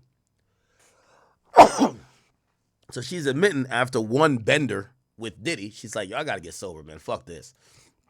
She also tattoos that date on her. Says, are you aware that Cassie included the balcony incident in her complaint? Bungalan says, yes, I told her she had the facts wrong. It wasn't a hotel. And Tiffany, it says, it wasn't a hotel and Tiffany. Oh. So it wasn't Tiffany. I guess maybe Tiffany is lesbian as well. So I guess Cassie wrote that thing to in her lawsuit. Cassie referred to her ex-girlfriend that she was sleeping with on the couch. She thought that was Tiffany, but Bungalan says no, we weren't in a hotel, and my ex-girlfriend wasn't Tiffany. Okay, cool. Have you talked with Cassie about your testimony or hers? They said no. I've had nightmare. I scream. When was the last time you had nightmares? Bungalan says, the other day. Says, have you hired a lawyer about the balcony incident? It says, yes, my first lawyer I hired in January 2024. Said, did you mention everything in your first meeting with us? She says, no. So, by the way, they're jumping ahead of what the defense is going to say. Like, you know, everybody has a lawyer. So it seems everybody has a lawyer who is testifying. And that's to kind of prevent the angle of you're only hiring a lawyer because you intend to sue and try to get some civil compensation, right? All good. All good. We're trying to get caught up here, people. Trying to get caught up. I wanted to get to the idea of, remember they showed those exhibits? See on that video seems to be extremely high. So I personally do not agree with the strategy the defense seems to be employing here. Hanging out with Cassie, that he thought that they would do drugs together, and that at a certain stage in their relationship, looking around 2016 or so, that we've heard all sorts of indicators that Diddy was not happy about Cassie's drug use, and she testified that she did sometimes provide Cassie with drugs and Cassie would pay for it, including OxyContin, cocaine, K, X, and an array of drugs. But there's some interesting stories that have come out already this morning that we had never heard before. One incident that Bono relayed is that she was at Cassie's house, which she said she was at frequently. She would frequently sleep there, either on the couch or on the balcony or in Cassie's room. And she said one time there was a pounding on the door, and that Diddy came in and he took a knife and threw it at Cassie. And he said, she thought it came close to Cassie, and the state asked Bono, how did Cassie respond? And she said she picked up the knife and threw it back at him. This is something we had never heard before, but obviously that is displaying certainly a reckless disregard, one would think, for basic safety. The second story we heard about that we had never heard is Bono testified that she was she was on the beach with Cassie, and Diddy was there, and that he came up to her and spoke close to her in her face, and said that I am your devil and I can kill you. And she said that it freaked her out, it terrified her. But she was asked, you know, why did you continue to hang out with Diddy after that? And she said, I don't know. Why did you continue to hang out with Cassie after that? I don't know.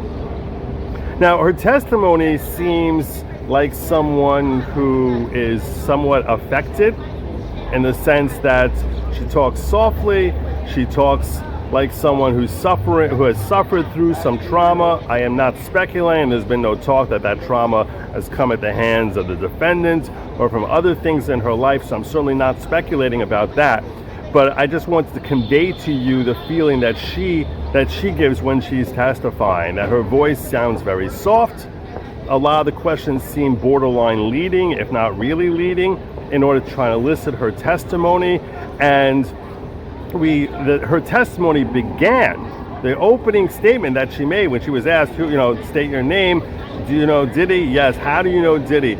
He tried hanging me. He hanged me over the 17th floor of a balcony window. That's how her testimony started. Now, we had heard talk in opening statements that Diddy had dangled a woman off the balcony of a window, and there was some testimony from Cassie and a third party. I'm trying to remember. I think it was Deontay, but I'm not sure. I don't recall precisely about the Bana on the balcony with Diddy incident.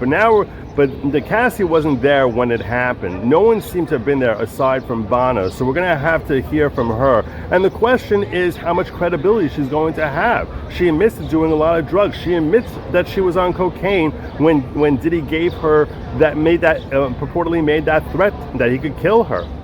So the question of her credibility is something that we certainly should foresee the defense is going to try and attack, because she seems as if she has done a lot of drugs. She's admitted that she's done a lot of drugs, and even on the stand, she seems very soft and almost a little bit lost.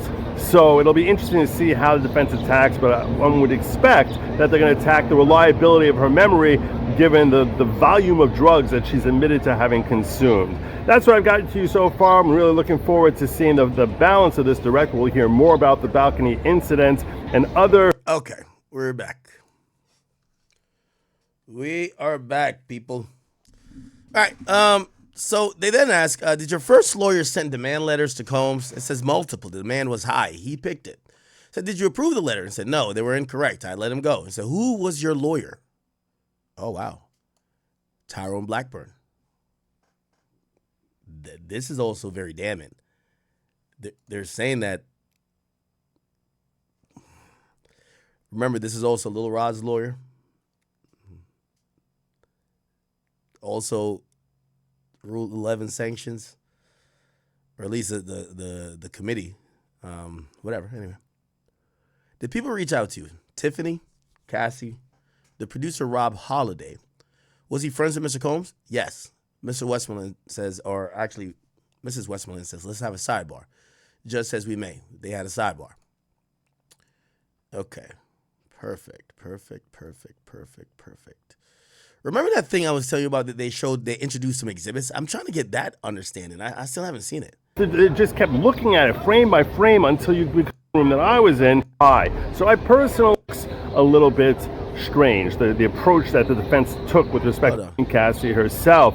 Now, the testimony from Bana is coming on the heels of testimony from an expert witness who was looking to verify the validity of the infamous surveillance video from the Intercontinental Hotel that displayed Diddy throwing Cassie to the ground, kicking her a couple of times, and then trying to drag her down the hall, and some very interesting cross-examination of the defense that raised a lot of eyebrows. I am Joe Neerman, aka Good Logic. I'm a New York litigator who's practiced in this very courthouse in the Southern District of New York, and I'm coming here from the Diddy trial trying to give you the legal perspective and background so you get a better understanding as to the opposing approaches of the state and defense, and see how this trial is progressing. If that sort of thing is your deal, I appreciate if you like, share, hit the started, which displays Diddy wearing nothing but a towel and socks running down the hall to toss the video altogether. on the basis that it's not an accurate, fair and accurate. Now, by the way, real quick, I seen News Nation been doing a lot.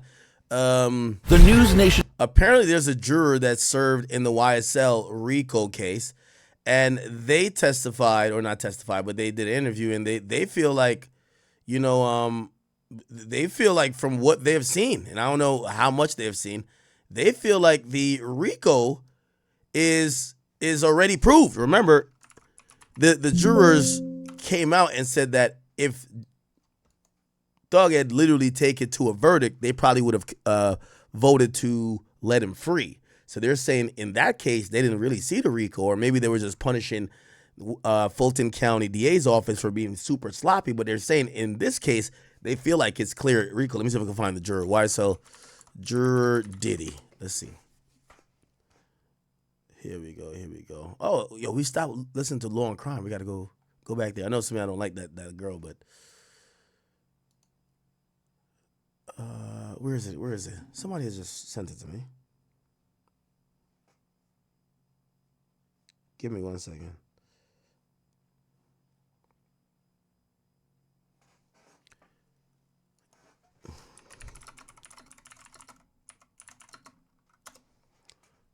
Okay, here we go. Folks, the Diddy case has taught a lot of us more than we ever wanted to know about racketeering laws. But Diddy's hardly the first celebrity to face RICO. The rapper Young Thug was also charged with racketeering and stood trial for almost 2 years before agreeing to a plea deal last October. In exchange for pleading guilty to drugs and firearms charges and no contest to racketeering, he was sentenced to 15 years of probation, but no prison time. The foreman on Young Thug's jury was a man named Jason Collins, who's just launched a YouTube series about his experience, and Jason is kind enough to join me now. Man, oh man, good to talk to you as well, Jason. Thank you so much for being on. Thanks for having me. How much of a learning curve? I just can't imagine. You go from this normal life and you're thrown into a courtroom and suddenly you got to learn everything there is to know about RICO. Do you feel as a juror, you have a very different perspective of what it is to be found guilty of RICO than, say, all the people reading the headlines about Diddy? Correct. I mean, it's so much that's involved, and it's so big. And going into it, and by the way, I know you might be like, well, Thug got a plea. Why does this guy have any experience? Remember, Yak Gotti he went to the jury, so the jury did have to make some decisions, even if Thug wasn't involved at that point. Knowledgeable about it, but after sitting in that courtroom for that amount of time, you get to start to learn, or start to learn about racketeering and RICO and the web that the prosecutors are trying to formulate and give us as jurors to understand what's happening. I will say that I'm a huge opponent of RICO, especially in that case right there, because I think that the court case was not set up in a manner to charge most of the defendants inside who were being charged in that courtroom. However, I will say that it's good to know what someone, I mean, the amount of evidence that someone should bring to the courtroom in order to be able to charge someone properly. But RICO, I was not a huge fan of it. I thought that the court case itself was done poorly. I've expressed that, and I believe the state was unorganized, and that's what led to either the plea deals as well as the verdict that the other jurors and I came up with towards the very end. And what was that verdict? The verdict is not guilty, except for it was one charge, if I'm mistaken, that was given to one of the defendants, and everyone else took a plea deal, including Jeffrey Williams. So yeah, it was a long process. Let me ask you this. Now that you've been through it, are you way more mindful? You see a case like Diddy's and you're watching every single moment of it because you want it, because you know what it takes now. Are you seeing in Diddy's case that the threshold is being met for RICO? Threshold is there, and I thought about that. There's what do you want to, as a juror, you want to be able to show a web and how things are connected. And it's up to the juror to follow the story. And for me in particular, I followed the facts. I was not going by the emotions. I was going strictly by the facts. So you have the defense team who provided their evidence and providing what they want us to know. And you have the prosecution team who did the same exact thing. However, if things are not matching up, then you start to wonder, okay, then now you have to differentiate who's telling the truth and who is stretching the truth. And so in this P. Diddy case that's going on, which is worldwide, if I was a juror on that court case, I'm going to see any consistencies.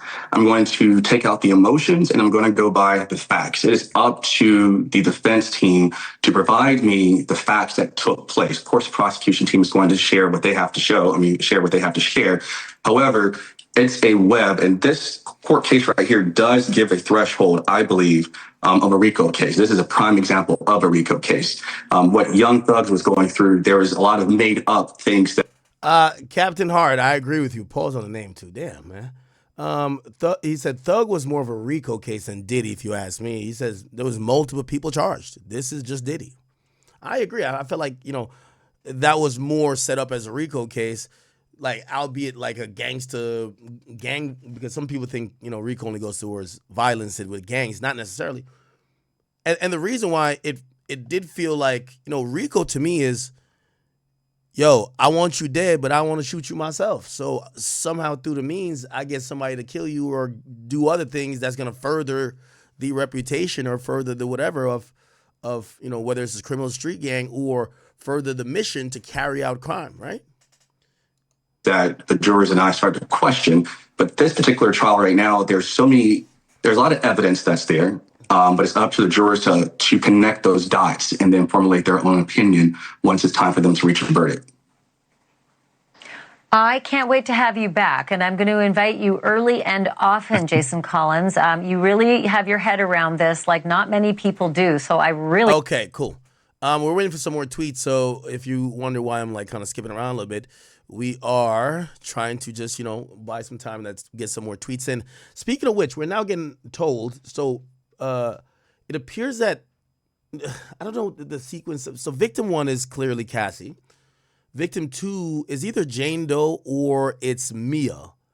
So it's either Jane Doe or Mia.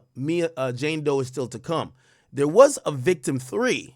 Victim 3 started, like she was mentioned at first, and then when we saw the superseding indictments, they almost start mentioning her less and less. And what was now told and what's been kind of understood is that that's probably Gina Hugh. And supposedly she's gone missing. Let me try to clue you in on what's going on. Hey, y'all, it's your legal bestie. And so, and again, Drill, make sure you do clip this. Like, where is Gina? That is the question. Where is Gina? Gina, I've said, I believe, is she tried to play a dangerous game, if you ask me.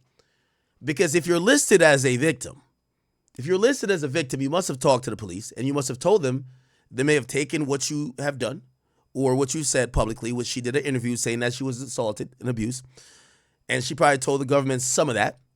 Or they might have picked her up saying, hey, we have you in free calls with other women. And they're saying that you're the one who had them doing X, Y, Z. And then at that point, you're going to be like, no, I was following orders. So now it'll be like, oh, so you're a victim as well.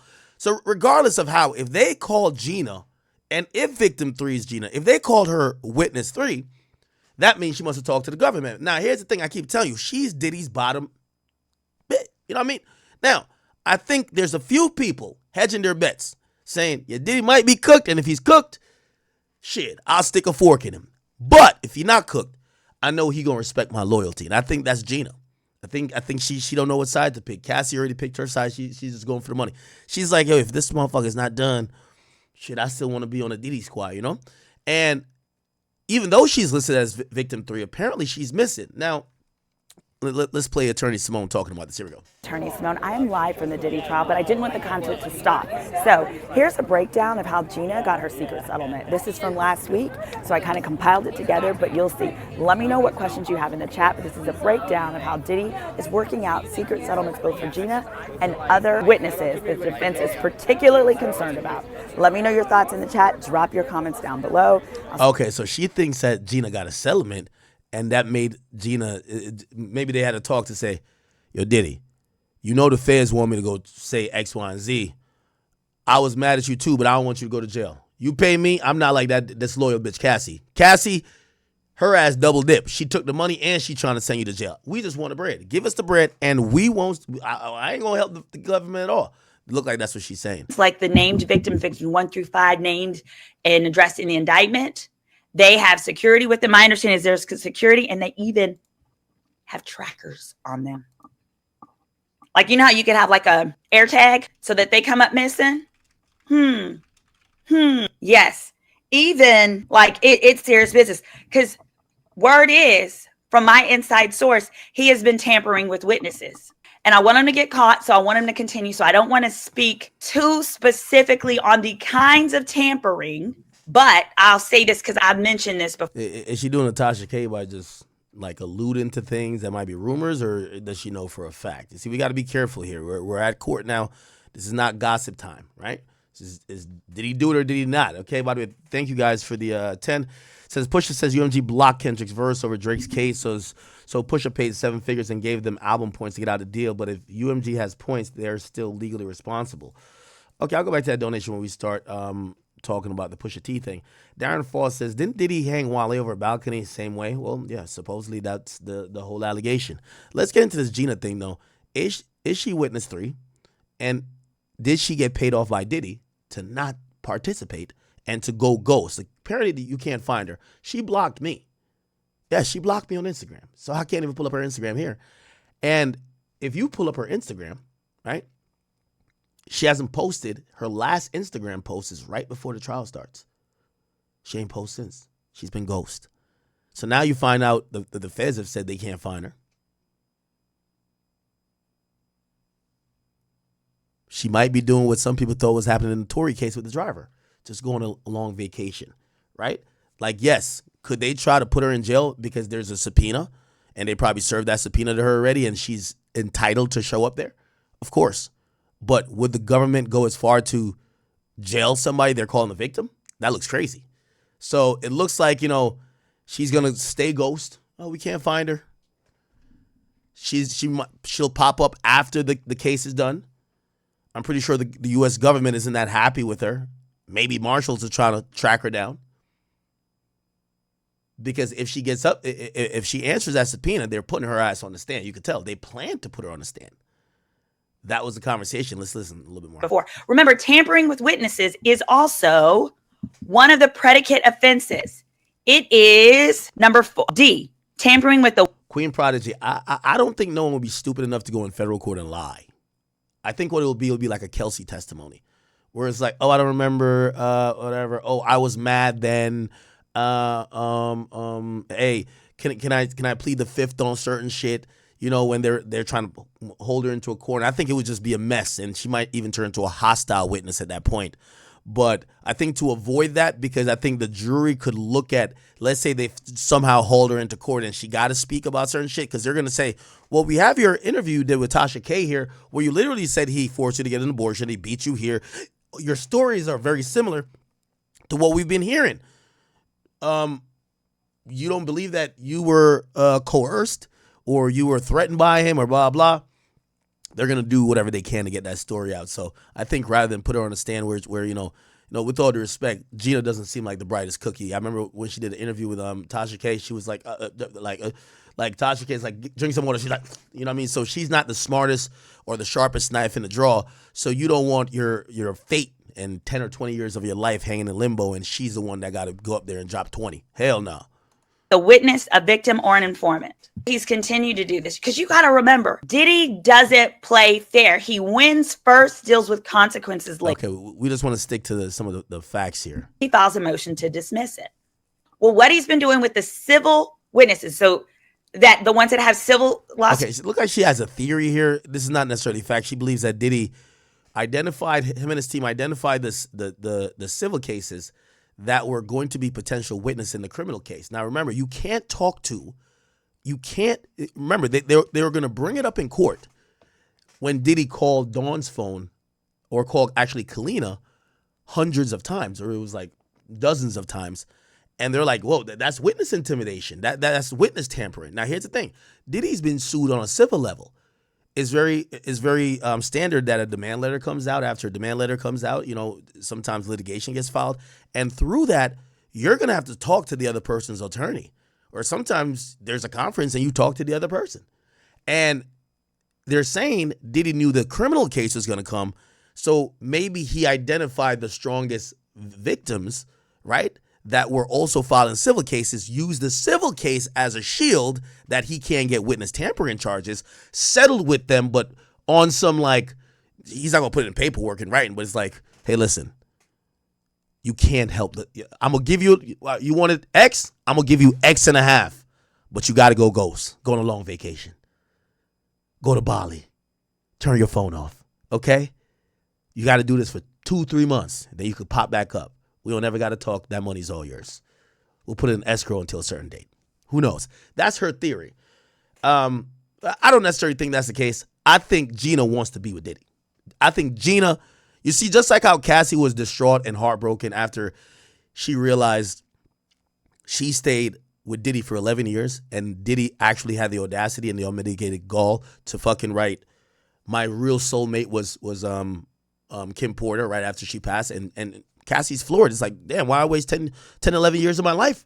I thought I was your soulmate. Now it makes sense. This is why you didn't want to give me a kid. This is why you didn't want to give me a family. This is why you picked this woman over me every single time. And you would refer to her as the mother of your children. But in fact, it was much more than the mother of your children. That's the real love of your life. That's your soulmate. I thought I was your damn soulmate. So that crushed her.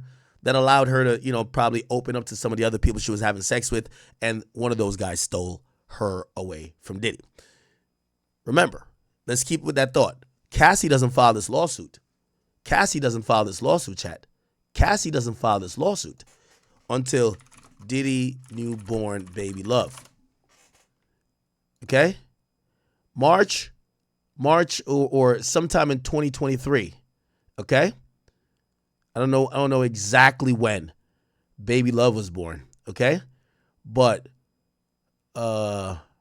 yeah, she was 7 months then. So like at the end of 2022, so his youngest kid was born at the end of 2022. Okay? So that's when Diddy's youngest child was born. Remember, Cassie broke up the relationship and was pretty much very hurt after everything's making sense. This is a woman who is moving with scorn based on what she felt she didn't get. She feels a certain type of way about Diddy, that Diddy gonna call another woman his soulmate after she spent 11 years with him. She leaves him immediately. She starts fucking with the next guy she could find, which was a trainer who was giving her some penis on the side. That guy she eventually married, but she's still not over it. She's still not over it. She probably was living in regret this whole time saying, this motherfucker really took a lot from me. As soon as Diddy has a kid, 2022, 3 months later, because that was the end of 2022. 3 months later, I think they said around March 2023, her lawyers send Diddy a demand letter. I need some bread, or else I'm writing a book. You could tell, and again, some people are going to say it's the Young Miami thing. Yes, that was happening in the media, the Young Miami Gina arguments and shit like that. But you got to understand a woman who thought that, she donated her life to you. What really probably mattered was her watching Diddy, who probably used to tell her, remember Diddy is going towards 60 now, right? How old is Diddy? 55. He's going towards 60. I'm pretty sure he definitely hit her with what Shannon Sharp said. Yo, maybe if I was like in my 30s, I would have a kid with you. But I'm 55, baby. I'm 55. She was probably telling Diddy the whole time, I want to have a baby. I want to have a baby. She hits 30. No baby, no ring, no commitment, and the nigga saying he ain't your soulmate. She breaks up with him. She's like, I can't keep wasting my time with you. I need somebody who's going to take me serious. Makes sense, right? We all know when women hit 30, they start, I ain't going to cap with you. There's a woman, she might be a chat queen, I think. I don't know. Very beautiful, though. Like, she messaged me and whatever, like, I can't remember what the conversation was, but I looked at her and she's like, oh, no, she said happy birthday. And she's like, my birthday is like right around yours. And I was just like, oh, happy birthday to you too. I could only see the PFP thing. Looks so beautiful. And I said to her, I said, oh, damn. She was talking about how she was going. I said, how are you going to celebrate? She says, I'm not celebrating. And I'm like, yo, it's your birthday. You got to celebrate. I said, I'm having a show, the Chat Night show. And I was like, that's how I'm celebrating. And I'm like, damn, you don't got no pictures or nothing. There's nothing on her page, but you can see the PFP. And she said, I'm going to be honest with you. And by the way, she's watching. I'm not going to tell your at name. I'm not trying to dox you. She said to me, I got mad the other day. No, I got sad the other day and I deleted all the pictures. I said, why'd you get sad? She said to me, I'm turning 30. Now, I only tell you that story psychologically. A lot of women go through some shit when they're hitting that 3-0. I'm sorry. We got to speak straight. So she told me she deleted all the pictures off her page and she didn't want to celebrate her birthday this year because she was turning 30. Not to say that's exactly what Cassie's going through, but Cassie left that man at 29 around 30. I could imagine Cassie at 22 is saying, let's get high, drunk, freak off all day. She now finna be 30-something. She tired of the freak offs. She ain't seen no ring coming soon. Ain't no kids coming soon. She fed up. Let's just talk about it. Let's talk about it. Okay? Diddy probably been BSing her. Oh, nah, hold on. Baby, now, like, yo, listen, I ain't do that with Kim. I want to wait till me and you get married first. Then I'm going to give you a kid. Lying to her, stringing her along. She's doing freak offs after freak offs, and freak offs after freak offs. She probably thinking, how many freak offs I got to give this nigga to get a fucking ring? Other women coming around, yo, why you with this girl? She's also not seen a cycle. Diddy got you at 19. Start having you doing freak offs at 22. He got a new girl who's 22 when Cassie's right about 30. He got Gina. Remember, Cassie's 30, she's 22. She's realizing you're on the rotisserie wheel. You're on a cyclical thing for Diddy. He about to get you out of here or grandfather you into, I can't even say Kim Porterland because she don't got a kid. So you about to get out of the mix. But when she sees that Diddy has that newborn kid, look, December 27th, 2022, 2.5 months after that, she approaches Diddy with a lawsuit. Don't the timing make sense, people? Diddy was bullshitting her for 11 years. She wanted a kid, never gave her a kid, probably even told her, baby, I'm too old to have a kid. I can't do that no more. I got 5 already. Like, we could adopt or something like that. Or we could do some in vitro. We'll do it later. But I'm going to marry you, though. I'm going to marry you. Bullshitting her the whole time. When she look up now and see, wait, that nigga got a baby? Oh, hell nah. It's time to sue. Which also, if that's the case, again, I'm speculative right here. I'm doing some assumptions. I'm not sure if this is true. If that's the case, that means, and by the way, I'm wondering what her current man is thinking. It feels like she was separated from Diddy, but her heart never moved on. Her heart was living in regret and probably saying, yeah, this nigga cool and everything, meaning her husband. But damn, I wish it would work out with Diddy. If only that fuck nigga would have just gave me a kid and stopped having me doing freak offs. And stop putting his hands on me. We would have been good. Because if on the timeline that I'm going down this rabbit hole of theorizing about is that she gets with Alex Fine 2018. It's not instant like, oh, I'm ready to leave Diddy. She keeps fucking Diddy going back and forth. She's still fucking Diddy. They even try to do a couple last freak offs. She marries the guy, starts to have kids, and she's still looking over at, remember Diddy, we don't know if Diddy said anything like, privately. That didn't really come out in court. Maybe like saying, yo, leave that nigga, come back to me. We don't know that. But she kind of communicates with him somewhat, very sporadically. But she's still looking over what's going on with him. Probably seen the Young Miami shit. Seen the Gina shit still happening. Saying, yeah, that bitch Gina thought it was all sweet. She going through what I went through. Yup. Good for her. All right. And then she sees the baby. She must have seen the baby. Had to happen. That's what I think. Okay. Fetus OG Bossy says, free Diddy. Thank you for the 5, brother. All right. What do y'all think about that theory? He's been going to them and he's been saying, listen. So now we're back to Gino. The government is trying to seize his assets. We didn't know where we could get access. He's likely paying around $3 million per month for the defense in this trial. Yeah, he's definitely dropping it back. Let's one more thing before we get back into court. Gina, victim 3, right? Want a little bit more information on this. What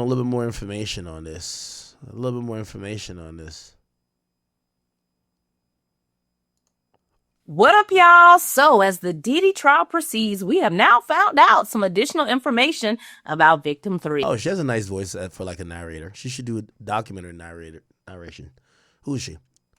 So if y'all don't know, Diddy's trial actually starts on Monday, and right now he has anywhere between 1 to 5 victims that may be testifying against him. This was right before the trial Late last week, the feds reported that victim 3 is missing. Hey, make sure you subscribe to my page. I'm trying to grow over here. They don't know where she at. She ain't picking up the phone calls. They can't find her. Now, from the start of this case, we started to hear a lot of details about who these potential victims could be, and it wasn't coming from the feds. It was Diddy's lawyers. Diddy's lawyers were dropping little breadcrumbs here and there that was telling us who these victims were. So I remember like way back in December, Diddy was trying to get bail, and his lawyers was like, listen, this is not a RICO case. All these victims, they're all Diddy's ex-girlfriends. So I said, all of his ex-girlfriends. Well, that's going to dwindle this list down because most of us know who Diddy's ex-girlfriends are.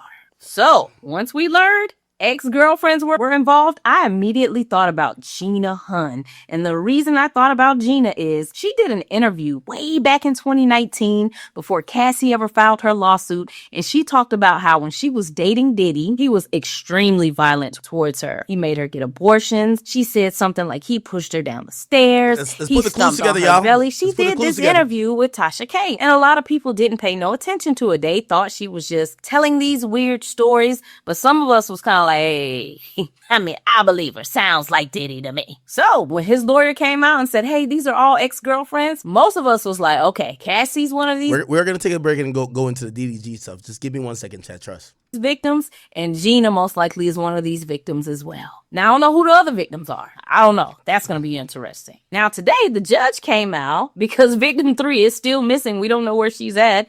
And he ruled on some motions that Diddy's lawyers had put into place. And as he's ruling on these motions, he's non-purposely telling us more information about victim 3. And we've put 2 and 2 together and pretty much have confirmed, yeah, victim 3 is Gina. In one of his rulings, the judge said victim 3 was someone who had already done a public interview. So, which one of Diddy's ex-girlfriends has done a public interview? Good catch. Good catch, girl. Good catch. I like that. Gina. She sat down with Tasha K and talked about how Diddy was extremely violent to her. Now, what's even crazier about Gina potentially being victim 3 is about 3 weeks ago, there was a motion that said all of the victims in the case would be referred to as Jane Doe. They didn't have to use their real names. They could be completely anonymous. Cassie was like, yo, I don't want to be no Jane Doe. I want to use my name. So everybody was cool. Then about a week or so ago, victim 3 was like, don't call me Jane Doe. I'm cool with moving forward and using my real name. So about 2 weeks ago, she was completely in on this case. And not only was she in, she was going to go by her real name because there was something in the paperwork that said,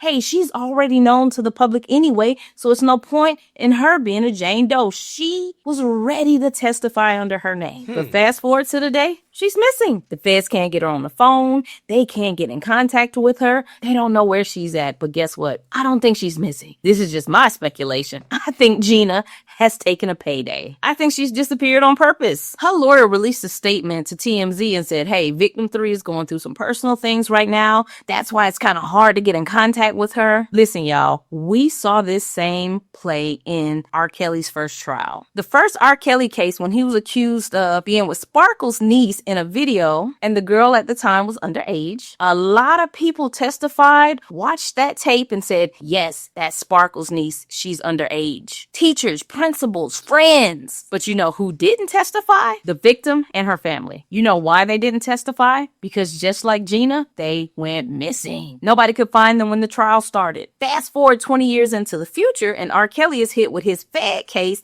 and we find out in that case that those people didn't go missing like out of the blue. We found out that R. Kelly had paid for them to go stay in the Bahamas for the whole duration of the trial, and when he was found not guilty, they came back and he even gave her family members jobs. Crazy. And this is what everybody was afraid of. This is why people did not want Diddy to have bail, because people felt That's a fact. like if you let this man get out, he's going to start influencing victims and witnesses. He's going to start paying people off. Somebody said Gina fine.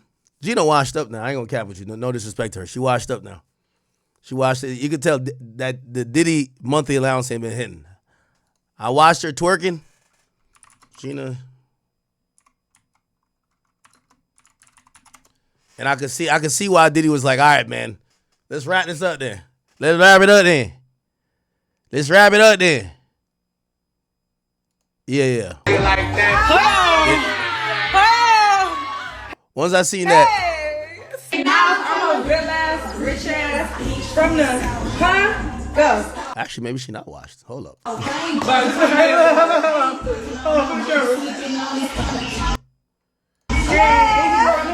Nah. She washed. Yeah. Yeah, she just hanging on to the bandwagon right now. It's all good. Diddy, she ain't get the drill. Diddy low key on his what's that nigga name? Leonardo DiCaprio shit. You hit a certain age, it's time for him to dip. He out of there. Gina, he's out of there. Trust.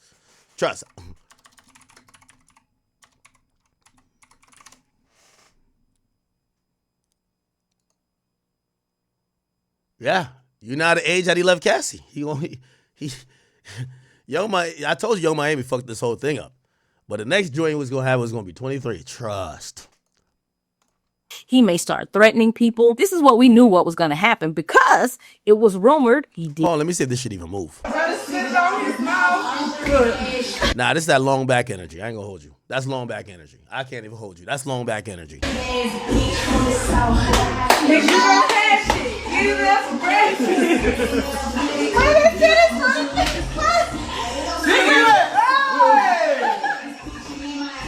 Hell no. I could see why Diddy was mad.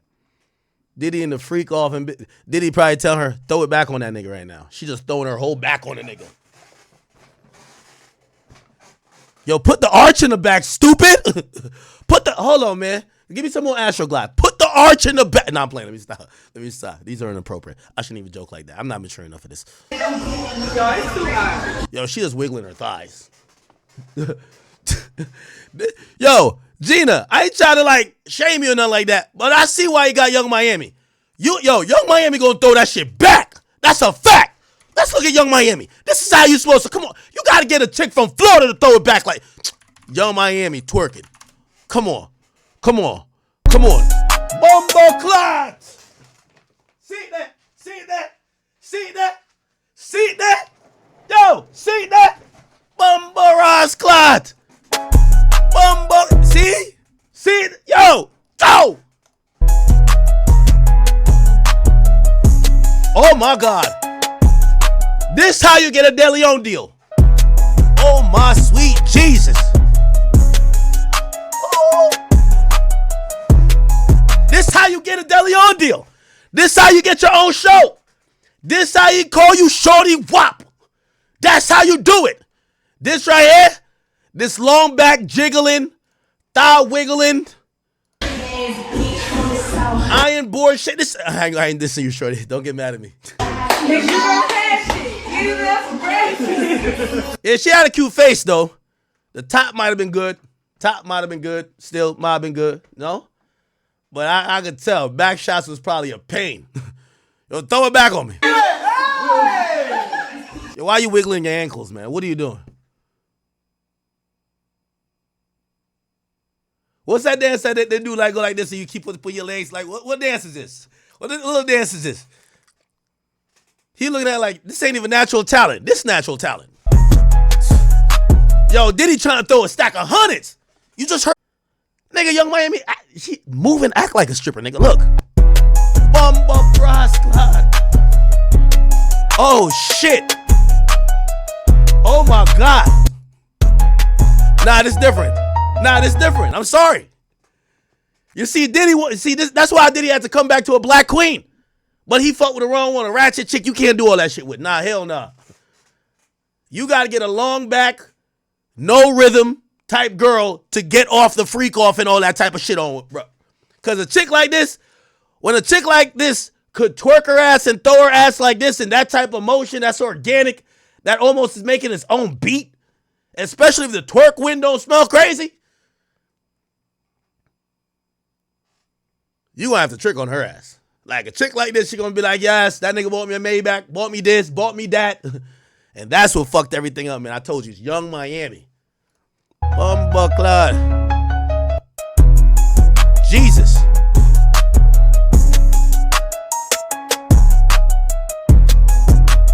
Chad, gotta keep it a being with you. And she got that little moose knuckle. Like you can see from the... Nah, I'm playing. Let me stop. This is a serious case. Yeah, this is when Gina realized it's over. It is over. You could compete with Cassie, but not motherfucking Young Miami. And you know how Young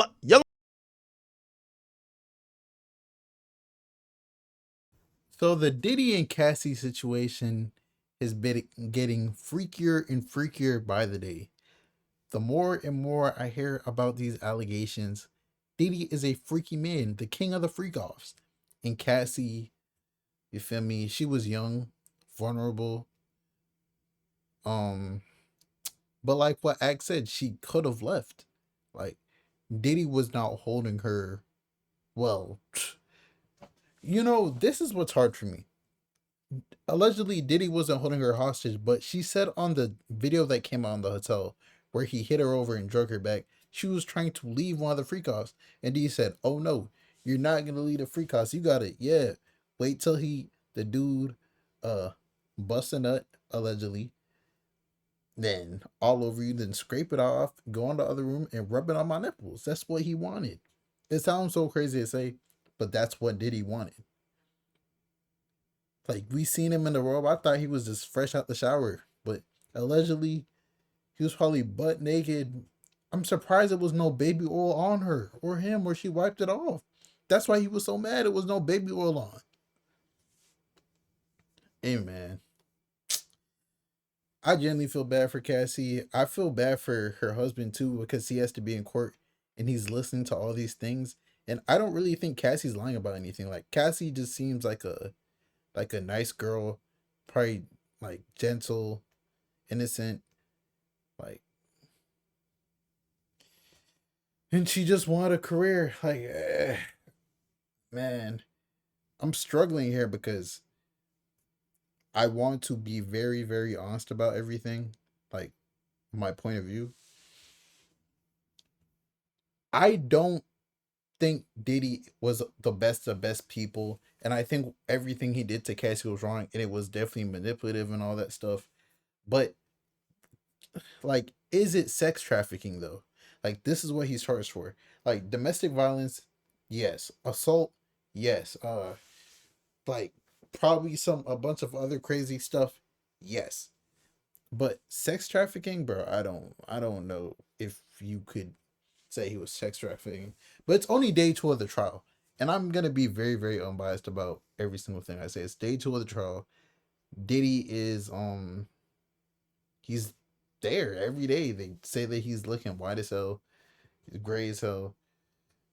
He's, you feel me? They said he was looking at Cassie the whole time. But day 3, 4, 5, 6, 7, we don't know what's gonna happen. Maybe 2 weeks later, there might be someone else taking the stand, and we don't know how that's gonna go. Maybe like 3 days later, there's gonna be a new person taking the stand, and they just expose everything about Diddy. Like, we don't know fully everything Diddy's done yet. Like, there might have been men that he was having free calls with. Like, I ain't gonna lie, bro. Like, Ak was the line about what he said. Diddy should just came out and said that he was a flexible, bro. He should just said he was bisexual, bro. Like, I'm not gonna lie. And what Ak said, bro, all these rappers gotta come out who was around Diddy, like really, really hung around Diddy and was like really cool with him. They need to come out and like, yeah, bro. You gotta defend yourself, your integrity. You feel me? But your boy Big Ak News. Make sure you like, comment, subscribe. And do you feel like Diddy's innocent, or do you feel like he's guilty? And we're talking about sex trafficking. Like, we're not talking about is he a good person or not. Do you think he's guilty of sex trafficking, Cassie? It's your boy Big Ak News, and I'm out.